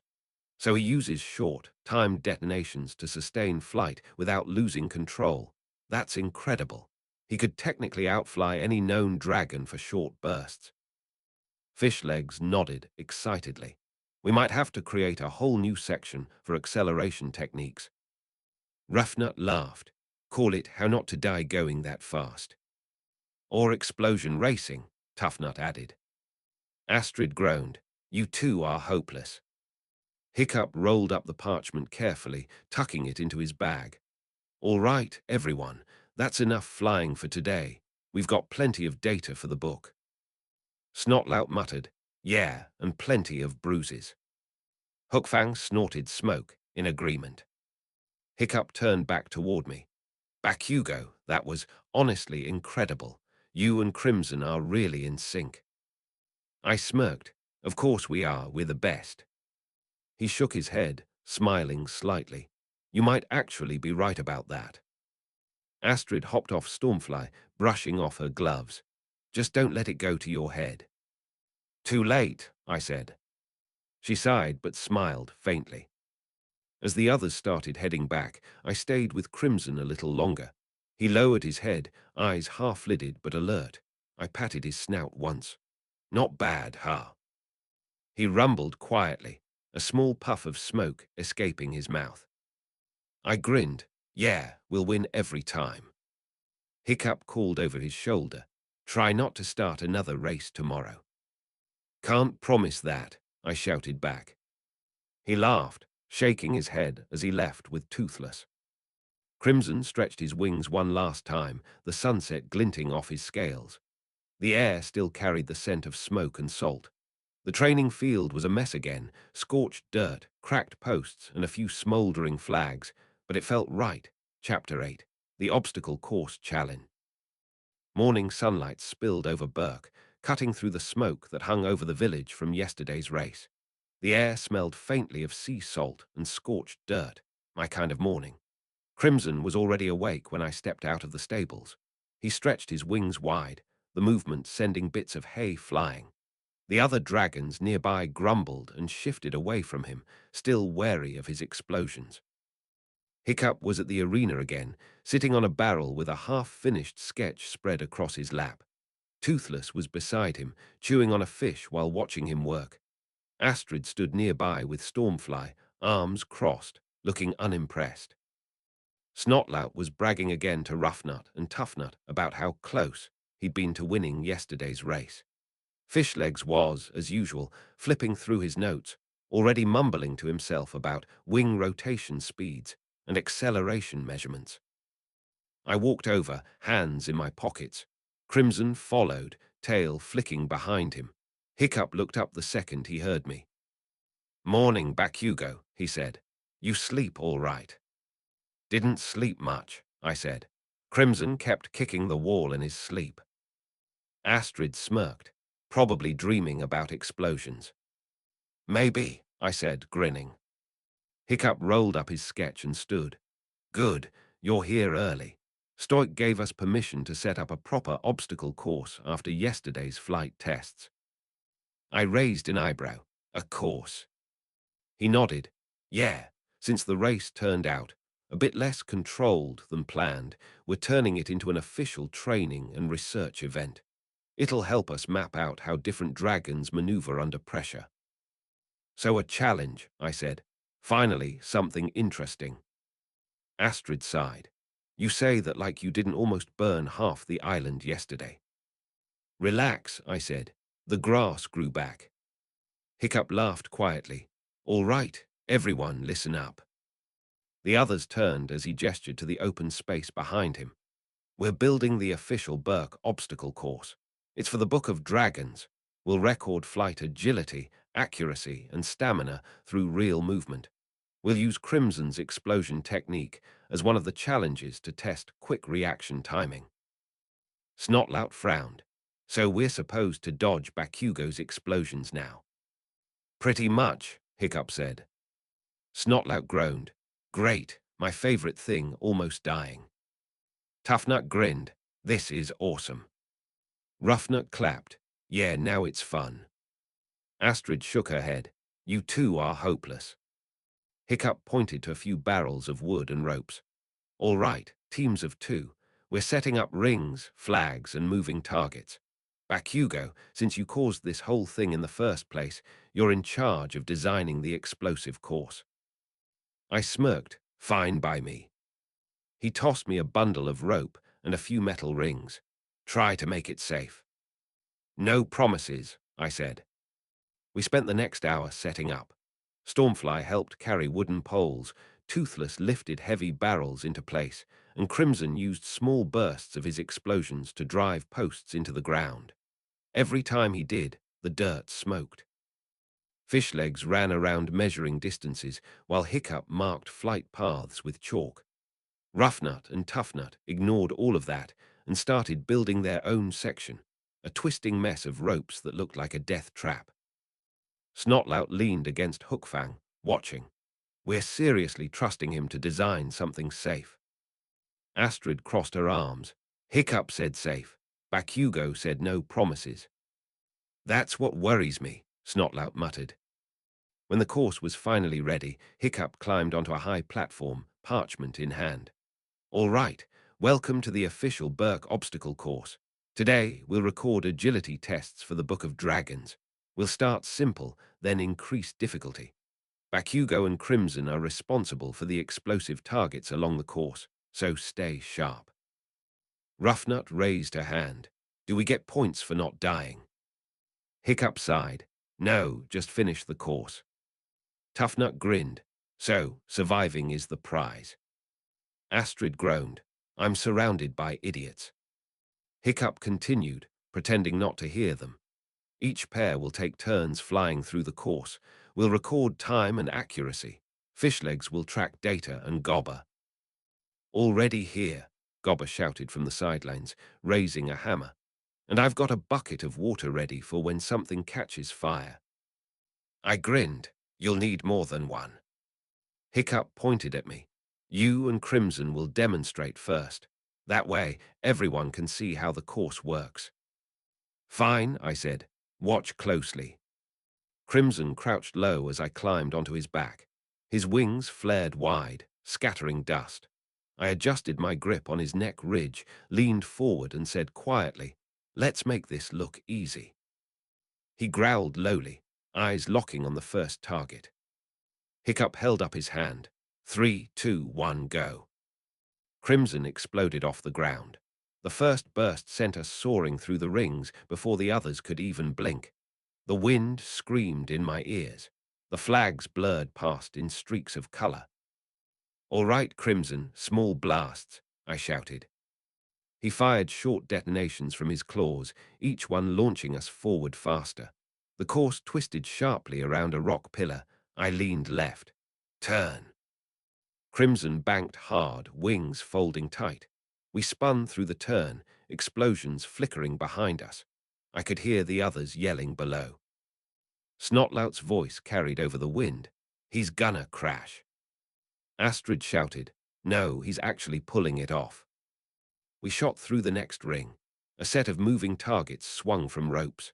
I raised my palm and fired, blowing one apart mid-spin. Crimson followed my motion, releasing another burst that shredded the second target in perfect sync. Nice, I yelled. Keep it steady. Crimson roared in response, the sound rumbling through my chest. The final section came into view, tight rings stacked in a spiral that went straight down toward the arena floor. Dive, I shouted. Crimson tucked his wings and dropped fast. The air howled past us. I fired controlled blasts behind us to slow our descent just enough to keep the turns tight. We hit the bottom clean, landing hard but balanced. Dust billowed out around us. Hiccup's jaw was hanging open. That was perfect. Astrid blinked, and loud. Snotlout muttered, unfair advantage. His dragon literally explodes to go faster. I jumped down and crossed my arms. Don't be jealous, just try to keep up. Roughnut and Toughnut cheered. Do it again. Let's not encourage him, Astrid said quickly. Hiccup wrote rapidly on his parchment. All right, Crimson's flight. Fast acceleration, excellent control, power utilization perfect for maneuvering. That's actually impressive. Obviously, I said. Fishlegs came running over. The heat output was enormous. My readings went off the scale halfway through. Good, I said. Means it's working. Snotlout groaned. Hookfang, we're next. Let's show them how it's done. Hiccup nodded. All right, Snotlout and Hookfang, your turn. They took off. Hookfang wobbled through the first few rings, nearly clipping one with his tail. When they reached the spinning targets, Hookfang sneezed, accidentally setting one on fire. Roughnut laughed loudly. That's one way to clear it. Toughnut added, yeah, technically it counts. Hiccup yelled, no, it doesn't count. You're supposed to hit the targets with aim. Snotlout turned, shouting midair, I'm aiming with style. Astrid groaned, covering her face with one hand. Stormfly went next, and her run was flawless, fast, graceful, precise. She glided through the rings without a single mistake. Astrid smirked at me when she landed. That's how it's done without breaking anything. Yeah, but it's boring, I said. She rolled her eyes. Typical. Barf and Belch went after that. Their run was pure chaos. They spun through the course, fired gas in random directions, and accidentally blew up 2 flags. Roughnut and Toughnut high-fived Medea like it was a victory. Hiccup sighed. I should have known.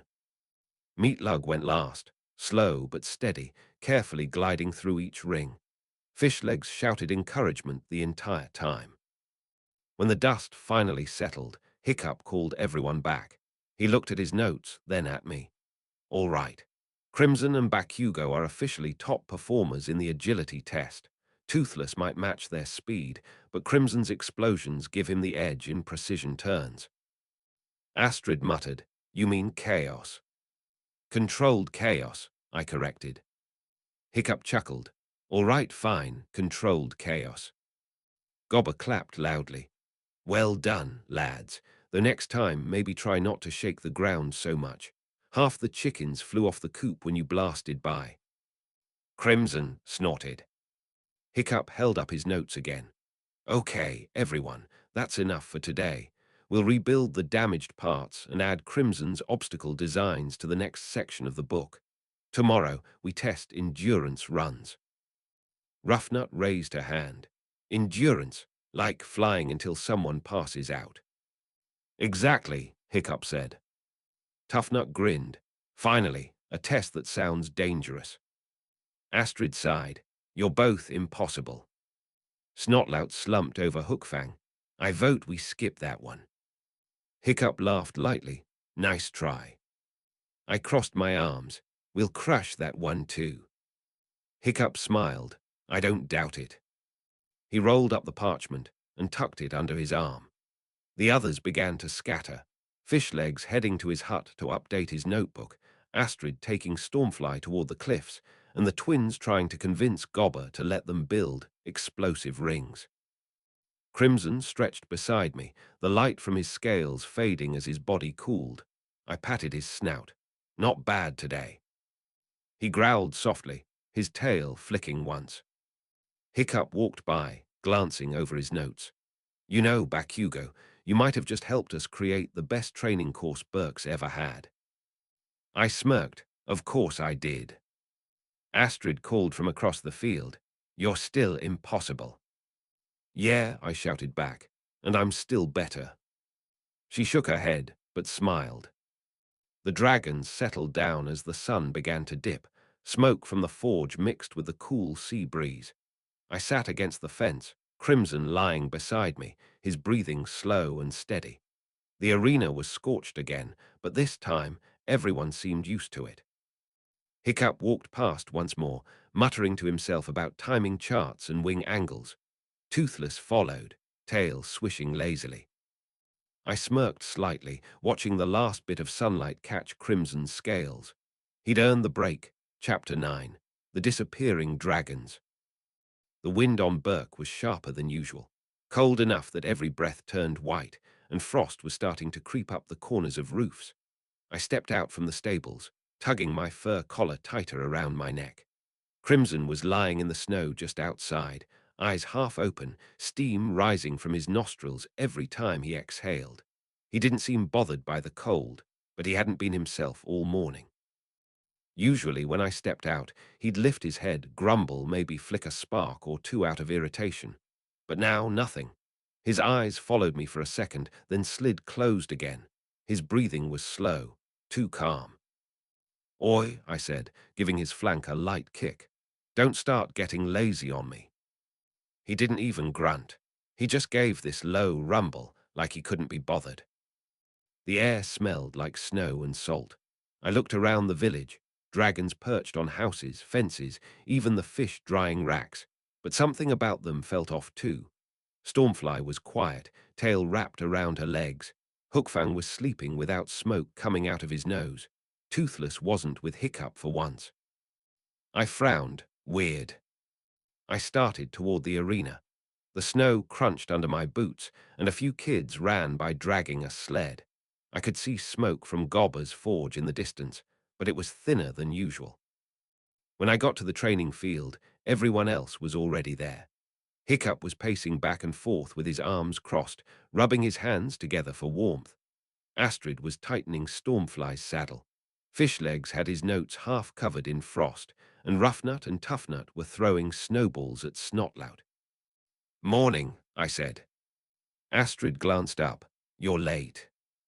"I'm never late," I said flatly. "Then we're early," Roughnut said, grinning. Hiccup looked up from his notes. "Bakugou, have you noticed Crimson acting strange?" "Yeah," I said. "He's been sleeping more. He doesn't respond like usual." "Same with Toothless," Hiccup said. "He didn't want to train this morning, just sat there, wouldn't move." Fishlegs looked worried. "It's not just them. Meatlug refused breakfast. That's never happened before." Snotlout scoffed. "Hookfang's just tired. He's been working hard. He deserves a break." Astrid frowned. "Hookfang doesn't even like to rest. He just sets things on fire for fun." "Exactly," Snotlout said proudly. "He's unpredictable." Roughnut tossed another snowball. "Maybe they're sick." "They don't get sick," I said. "Then what is it?" Astrid asked. Hiccup sighed. "I don't know. It's like they're distracted by something." I leaned on the fence, crossing my arms. Whatever it is, it's messing with training. Crimson's blasts are weaker too. They fizzle before they hit full power. Hiccup nodded, flipping through his book. "It started 2 days ago. I thought it was just the cold, but it's definitely something else." Gobber limped up then, hammer in one hand, a steaming mug in the other. "Mornin', lads and lasses. What's all the long faces for?" "The dragons are acting weird," Roughnut said. "Hookfang's fine," Snotlout yelled immediately. "No, he's not," Astrid said. "He nearly fell asleep mid-flight yesterday." Gobber scratched his chin. I've noticed that too. The Gronkles at the forge didn't show up today. Lazy bunch." Fishlegs gasped. "Even the forge dragons." "Yap," Gobber said. "Not a puff of smoke all morning." Hiccup bit his lip, thinking, something's definitely wrong. "Then let's find out what," I said. "We're wasting time talking." Astrid nodded. For once, I agree with him. Hiccup grabbed his gear and swung onto Toothless's back. "All right, everyone check the village. See how many dragons are missing or acting strange. Meet back here before sunset." "Finally," I said. I jumped onto Crimson, who gave a half-hearted grunt. I frowned, leaning forward. "Hey, move." He snorted, shaking snow off his wings, then stood up slowly. I could feel heat starting to pulse faintly under his scales, but it wasn't his usual strength. I clenched my teeth. "Don't slack off on me now." We took off, snow whipping past. The cold air hit my face hard, and the smell of the sea got stronger as we climbed. Burke stretched out below, roofs covered in white, people moving like ants in the streets.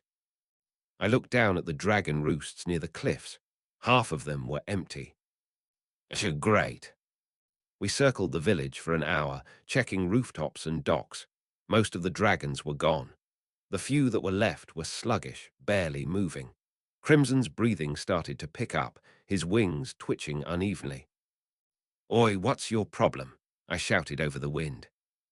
He didn't respond. Instead, his eyes flicked toward the horizon, toward the open ocean. He gave a deep growl, low and constant. I frowned. "What are you looking at?" He growled again, louder this time, and banked sharply to the left. "Hey," I yelled. I didn't say move. But he ignored me completely. He was flying on instinct now, wings beating harder, faster. His chest glowed faintly under his scales. I clenched my teeth. "Fine, go, let's see where you're headed." We followed the coastline for miles. The sea below was half frozen, with patches of ice glinting in the sun. In the distance, I saw dark shapes moving across the sky, dragons, dozens of them, all flying in the same direction. "So that's it," I muttered. They weren't sick, they were leaving. Crimson let out a roar that echoed across the cliffs. The other dragons didn't look back, they just kept flying. I felt the heat under my hands dim. "Don't even think about it," I said quietly. But he was already slowing down. His wings twitched once, then folded slightly. He was trying to turn toward them. "Crimson," I barked. "You're not going anywhere." He roared, twisting midair. I had to grab tighter to stay on. The wind whipped against my face as he struggled, wings flaring and tail thrashing. I slammed a fist against his neck plate. "Cut it out. You're not leaving me behind, got it?"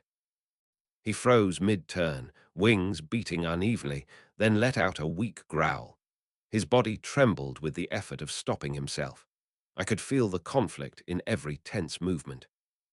I gritted my teeth and looked down. The ocean stretched endlessly in front of us, dotted with dragon shapes disappearing into the clouds. "Let's go back," I said quietly.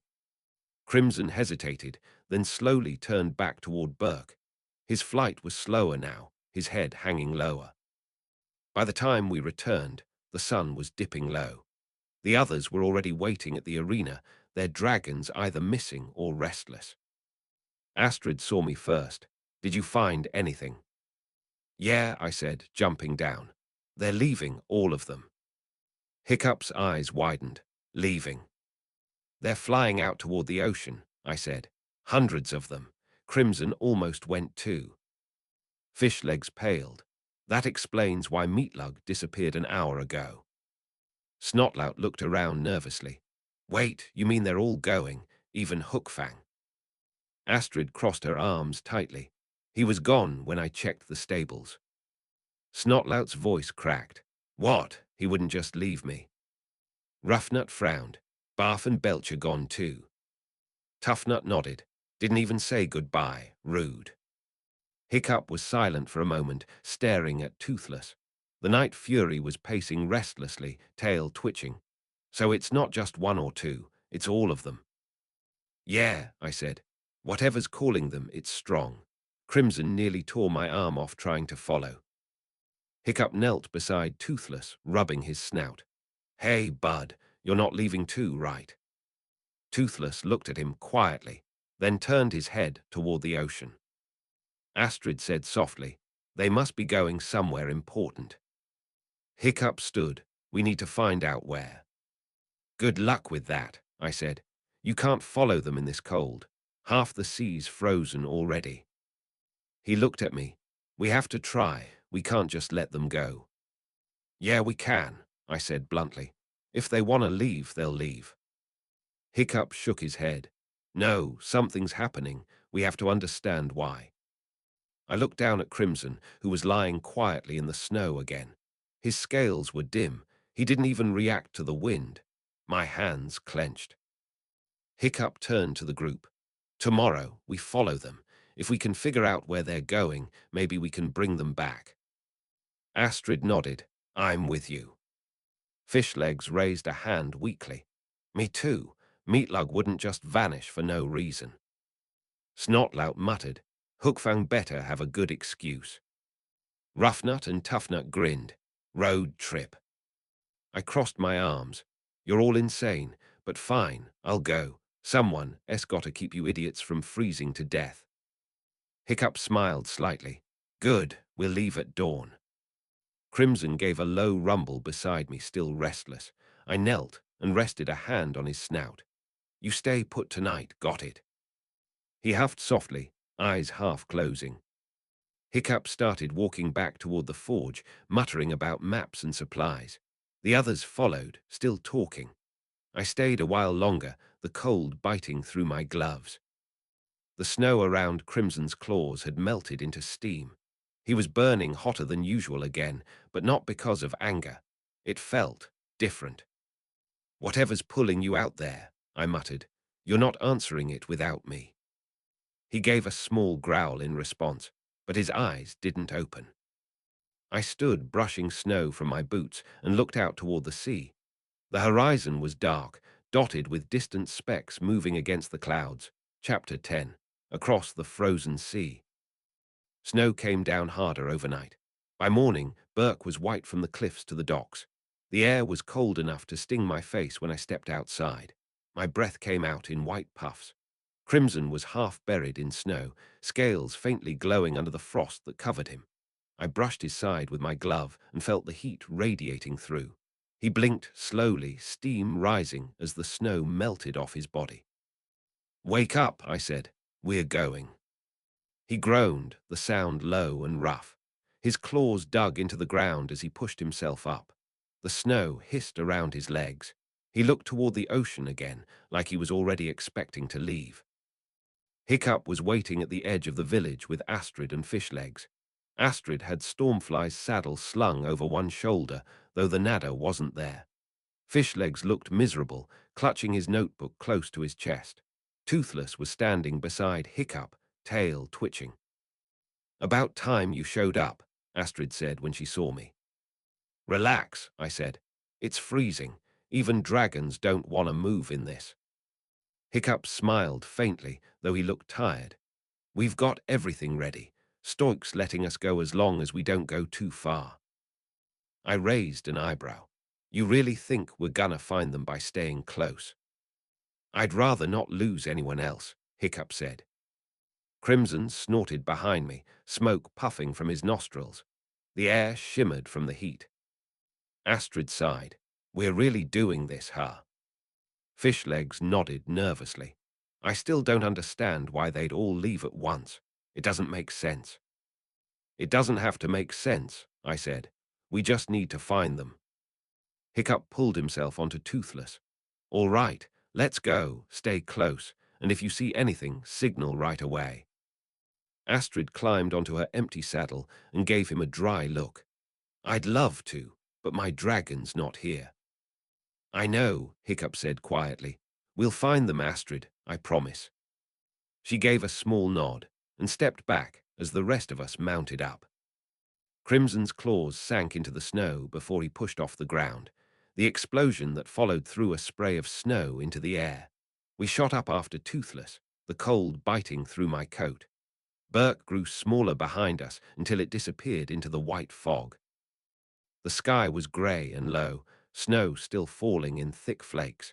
The sea below was half frozen, chunks of ice drifting in dark water. The sound of wind and wings filled the air. Toothless flew ahead, gliding smooth and silent. Crimson's flight was heavier, each wingbeat sending a faint wave of heat through the air that melted the falling snow before it reached us. We flew for nearly an hour before Hiccup slowed down, scanning the horizon. "Anything?"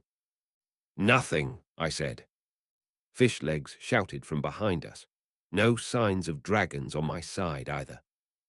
Hiccup frowned, looking down at the water. They couldn't have just disappeared. Crimson growled softly, eyes narrowing. I felt him tense under me, head turning slightly west. I frowned. "You got something." He didn't respond, just growled again, louder this time. His wings shifted direction slightly. "Hiccup," I called. "Crimson's picking something up." Hiccup turned in his saddle. "What is it?" "I don't know," I said, "but he's sure about it." Toothless made a low sound, ears twitching. Hiccup nodded. "Then let's follow him." We turned west, heading deeper into the fog. The cold got worse the farther we went. My fingers ached even through the gloves, and the wind strung my face. I could see the edges of icebergs rising out of the water, jagged and massive. Crimson's wings beat slower now. His heat was starting to fade again. I gritted my teeth. "Don't slow down on me." He gave a rough grunt and kept flying. Hiccup pointed ahead suddenly. "There." Through the fog, I could see shapes moving in the air, dragons. Dozens of them. They were circling over a massive frozen island, steam rising from cracks in the ice where hot air escaped. Fishlegs shouted, "That's them, they're all here." Hiccup guided Toothless lower. "Let's land." We descended toward the island. The closer we got, the louder it got, roars, wings flapping, the sound of claws scraping against ice. The ground was covered in dragon tracks. The air smelled like sulfur and smoke. When we touched down, Toothless landed first. Crimson followed, claws scraping against the ice. The heat from his body melted the frost under his feet instantly. I slid off his back, landing with a crunch. My boots sank into a thin layer of snow. Hiccup looked around slowly. They're all here, but what are they doing? All around us, dragons were gathered in clusters. Nadders, gronkles, nightmares, even a few species I didn't recognize. They weren't fighting. They weren't even moving much. They just sat quietly, their breaths rising in faint clouds. Fish Legs whispered, "It's like a nesting ground." Hiccup frowned. "A nesting ground." "Yeah," Fish Legs said, flipping open his notebook. "Some dragon species migrate to special islands for nesting during certain seasons, but we've never seen them do it all at once." Astrid landed a few moments later on one of the wild nadders that had flown ahead. She slid off and joined us. "So this is where they've all gone." Hiccup nodded slowly. "It must be some kind of instinct. They come here every winter." Crimson gave a deep rumble beside me. I turned to look at him. His eyes were fixed on a nearby ridge where heat shimmered through the cracks in the ice. "What is it?" I asked. He didn't move. His claws dug into the ice slightly. I followed his gaze and saw a cavern ahead. Orange light flickered faintly inside. "Hiccup," I said. "There's something in there." Hiccup followed my line of sight. "Let's check it out." We walked carefully toward the cavern, the ice creaking under our boots. The entrance was wide, the air warm enough to melt the snow near it.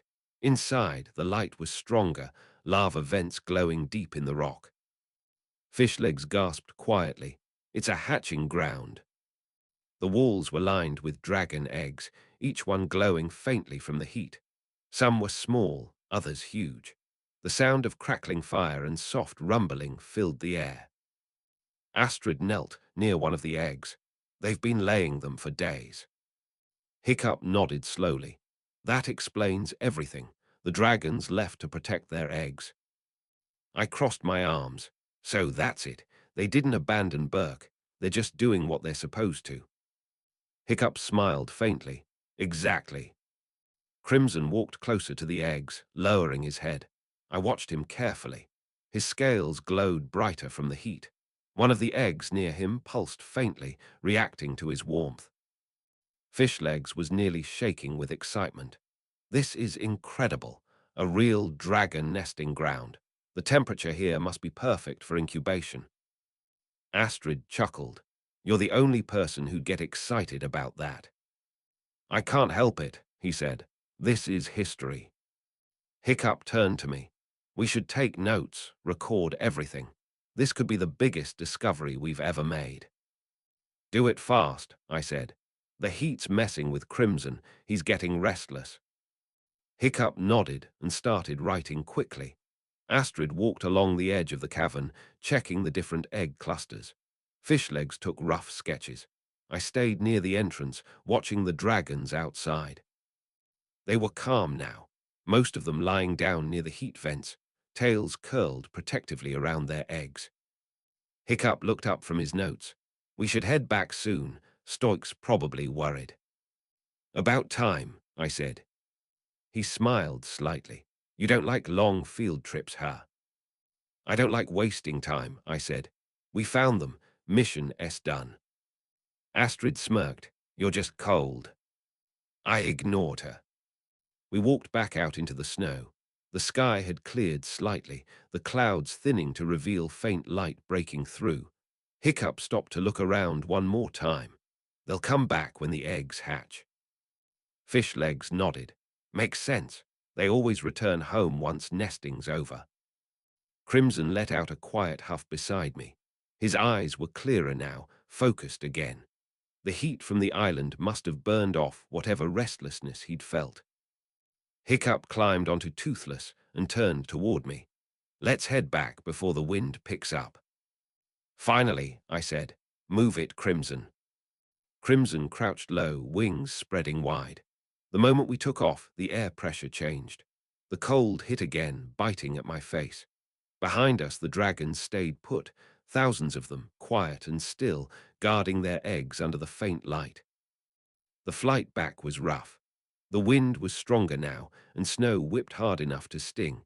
Hiccup flew ahead, eyes narrowed against the cold, I followed close behind, using small blasts to stabilize our flight whenever the gusts pushed us off balance. After nearly an hour, Burke came into view again, a grey shape in the distance. Smoke from the forges rose weakly through the cold air. We landed near the village gates, snow crunching under Crimson's claws. Stoik was waiting there with Gobber and Astrid, who'd flown ahead earlier. Stoik's beard was coated with frost. He crossed his arms as we approached. "Well." "They're fine," Hiccup said, sliding off toothless. "They're nesting on an island west of here, thousands of them, eggs everywhere." Stoik's expression softened slightly. "So they'll come back." Hiccup nodded. "Once the eggs hatch." Gobber grinned. "Knew they wouldn't abandon us. Dragons don't quit that easy." Astrid smiled. "See, told you they had a reason." I crossed my arms. Yeah, they're safe. Now can we get out of the cold?" Hiccup laughed quietly. "You and Crimson both." Crimson huffed behind me, sending a puff of steam into the air. His claws melted little circles in the snow where he stood. Stoik clapped Hiccup on the shoulder. "You did good, son, all of you." Hiccup smiled.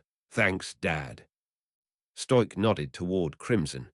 "That one's got a bit of attitude, but he's reliable." I smirked. "He's perfect." The others laughed softly. The tension in the air finally broke. The cold still bit at my skin, but the village felt warmer than before.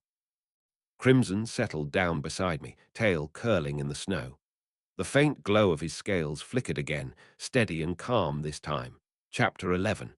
Toothless's Secret. Burke had been quiet since the dragons left. The silence was weird. The usual sounds, roaring, wings flapping, tail slaps on rooftops, were gone. The whole village felt empty. Even the forge sounded dull without the Gronkles working there. Every morning, smoke rose slow and thin into the white sky. The sea was mostly frozen now, glittering under the weak sun.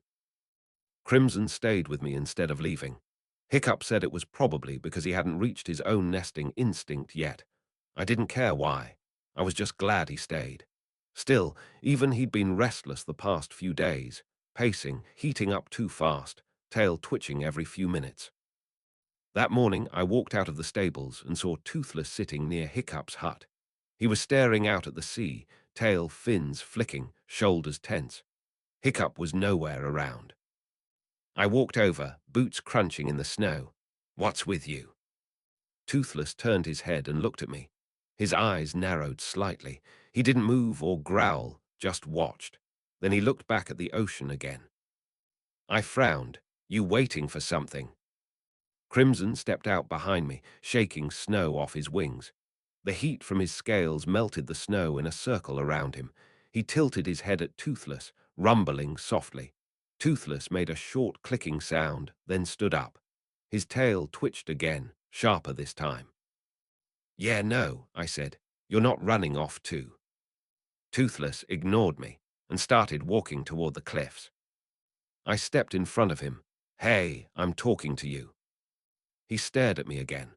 Then, before I could say anything else, he spread his wings and took off. "Hey," I shouted, "get back here." Crimson growled lowly, crouched, then blasted off after him. The explosion threw snow into the air, and the shockwave rattled the stables. I gripped the saddle tight as we climbed into the grey sky. The cold wind hit my face, sharp enough to sting. Toothless was already far ahead, a black shape cutting through the clouds. He was flying straight toward the sea. "Damn it," I muttered. "Why can't any of you dragons sit still for one day?" Crimson roared, speeding up. The air burned around us as his heat built. I could feel the vibration through his back. His energy was back to full strength. We followed Toothless past the cliffs and over the ice. The village disappeared behind us, fading into white mist.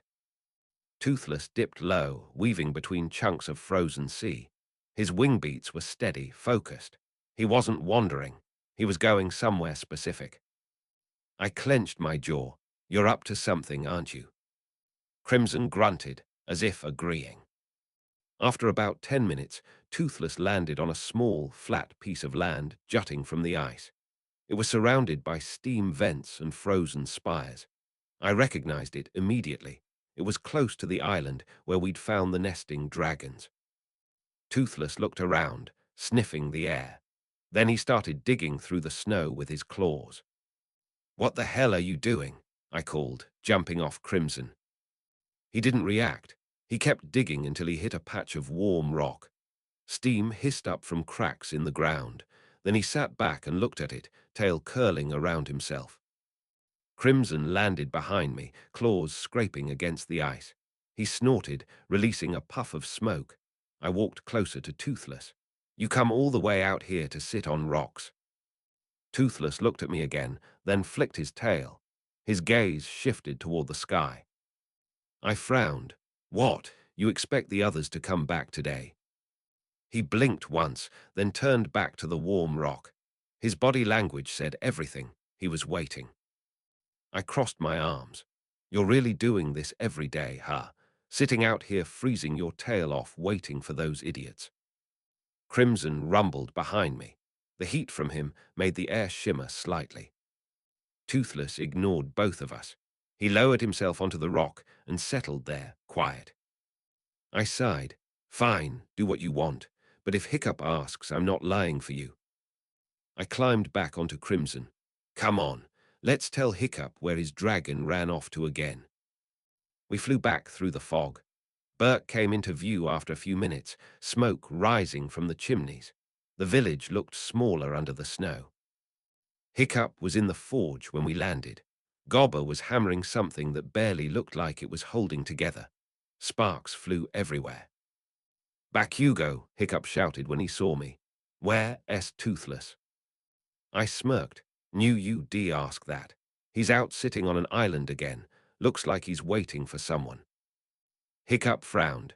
"The same place as before." "Close enough," I said. "You better go get him before he freezes himself solid." Gobber looked up. "He's been doing that for days. Poor beast's lonely."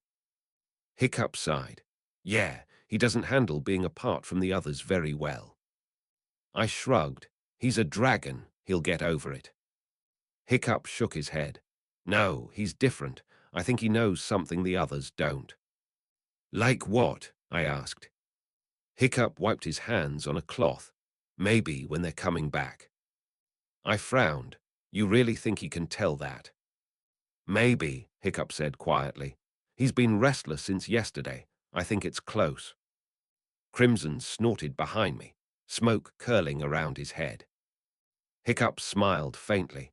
"Even Crimson's been quieter lately. You can tell he feels it too." I crossed my arms. "Yeah, well, if Toothless runs off again, don't expect me to chase him every time." Hiccup laughed softly. "You're a good tracker, though." "I'm not your babysitter," I said. Gobber banged his hammer once, loud enough to make the forge ring. "You two done talking? If the dragons are coming back, we need to make sure Burke's ready for them. Half the houses'll be crushed if they all land at once." Hiccup nodded. "He's right. We should start clearing space in the training field." I grunted. "You mean I should?" Hiccup grinned. "You're the one with the explosions." "Fine," I said. We headed out together. The snow was deeper near the training field, up past my boots. Crimson followed, tail dragging a hot trail through it that steamed and melted the surface. Hiccup looked around at the empty perches and posts. "It's weird seeing it like this." "Yeah," I said, "too quiet." Astrid showed up a few minutes later, carrying a bucket of water. "You two planning on standing around all day?" "We're clearing space," Hiccup said.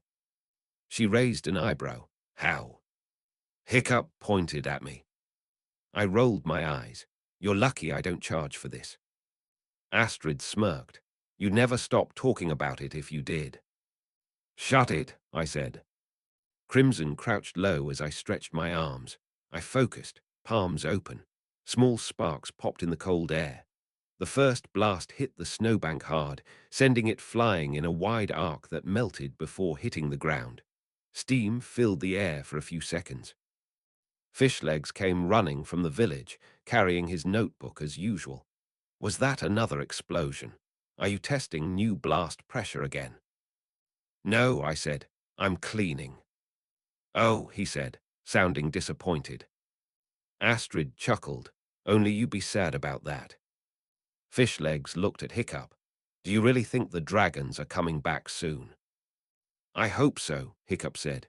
They left for their eggs weeks ago. They should be done by now. I frowned. If Toothless knows when, we'll find out soon enough. The snowstorm picked up again by noon. Wind whipped through the village, and everyone went inside except us. Crimson's heat kept the air around us warm enough to keep working. By the time the sun started going down, the field was clear. I wiped my gloves on my coat. Done.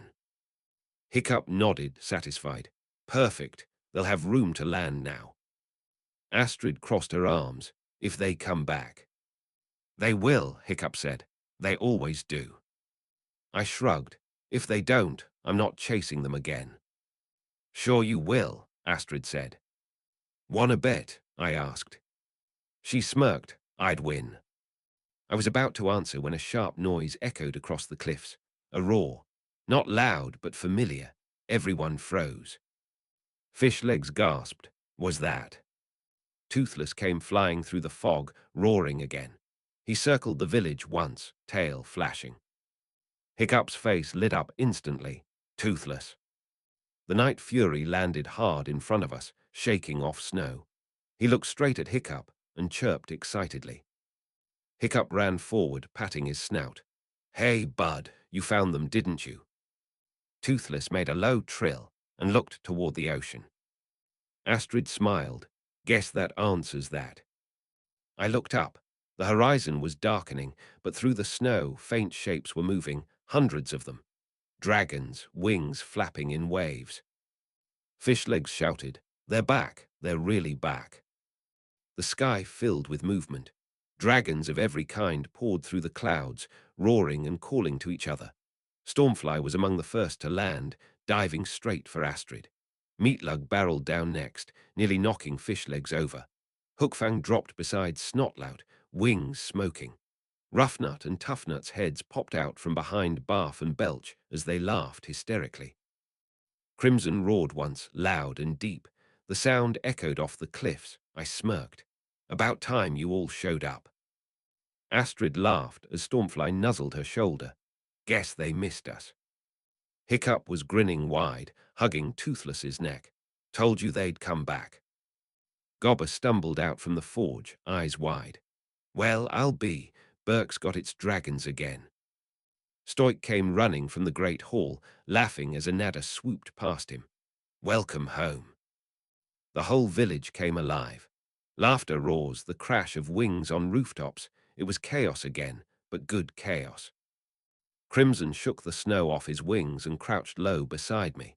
His scales glowed bright orange again, heat radiating strong. I reached up and patted his neck. You did good staying put. He grumbled softly, almost like a growl of satisfaction. Hiccup walked over, still smiling. Looks like Burke's back to normal. Finally, I said. He glanced up at the sky again. You know, Bakugou, Toothless didn't just go out there to wait. He brought something back. I raised an eyebrow. Like what? Hiccup smiled slightly. You'll see soon enough. Astrid tilted her head. He's planning something, isn't he? Hiccup shrugged, still smiling. Maybe. I rolled my eyes. You better not drag me into it. He laughed quietly. Wouldn't dream of it. Crimson snorted beside me, smoke drifting from his nostrils. The heat in the air was steady again, matching the noise of dragons filling the sky. Chapter 12. Hiccup's Secret Project. Burke was noisy again. Loud dragons, shouting Vikings, hammering, fire. Everything was back the way it was supposed to be. The snow hadn't stopped falling, though. It came down in slow flakes that stuck to roofs and helmets. Every house had smoke rising from its chimney, and the smell of roasted fish and iron filled the air. I walked through the village with Crimson behind me. His scales hissed as snow melted the instant it touched him. The ground steamed where his claws sank into it. People moved out of his way automatically. They were used to him now, but no one was stupid enough to walk too close when he was irritated. Hiccup was at the forge, hunched over a table covered in sketches. Gobber was hammering something loud enough to shake the walls. Toothless sat in the corner, tail curled around himself, watching Hiccup work. The Night Fury's eyes followed every move Hiccup made. Crimson snorted, the sound sharp. Toothless turned his head and made a short clicking sound back. "Morning," Hiccup said when he noticed us. His voice was muffled from behind a mask. "You two are up early." "I don't sleep late," I said. "What's with all this junk?" He smiled, brushing soot off his hands. "Snoggletog's coming. The village is getting ready." I frowned. "The what now?" Astrid's voice came from behind me. "It's a winter festival. Gifts, food, decorations, kind of like Burke's version of a holiday." "Oh," I said flatly. "Sounds noisy." Astrid smirked. "You'll fit right in." Hiccup laughed quietly. "Yeah, you're not exactly the calm type." "Shut up," I said. Gobber lifted his hammer and shouted over the noise. "Aye, and the dragons are supposed to help this year. The kids are already planning decorations with their dragons' fire." Crimson let out a small crackling noise from his throat, smoke rising. "Don't even think about it," I said, glaring at him. He huffed, tail twitching. Hiccup turned back to his sketches, hiding something quickly under another sheet of parchment when I looked closer.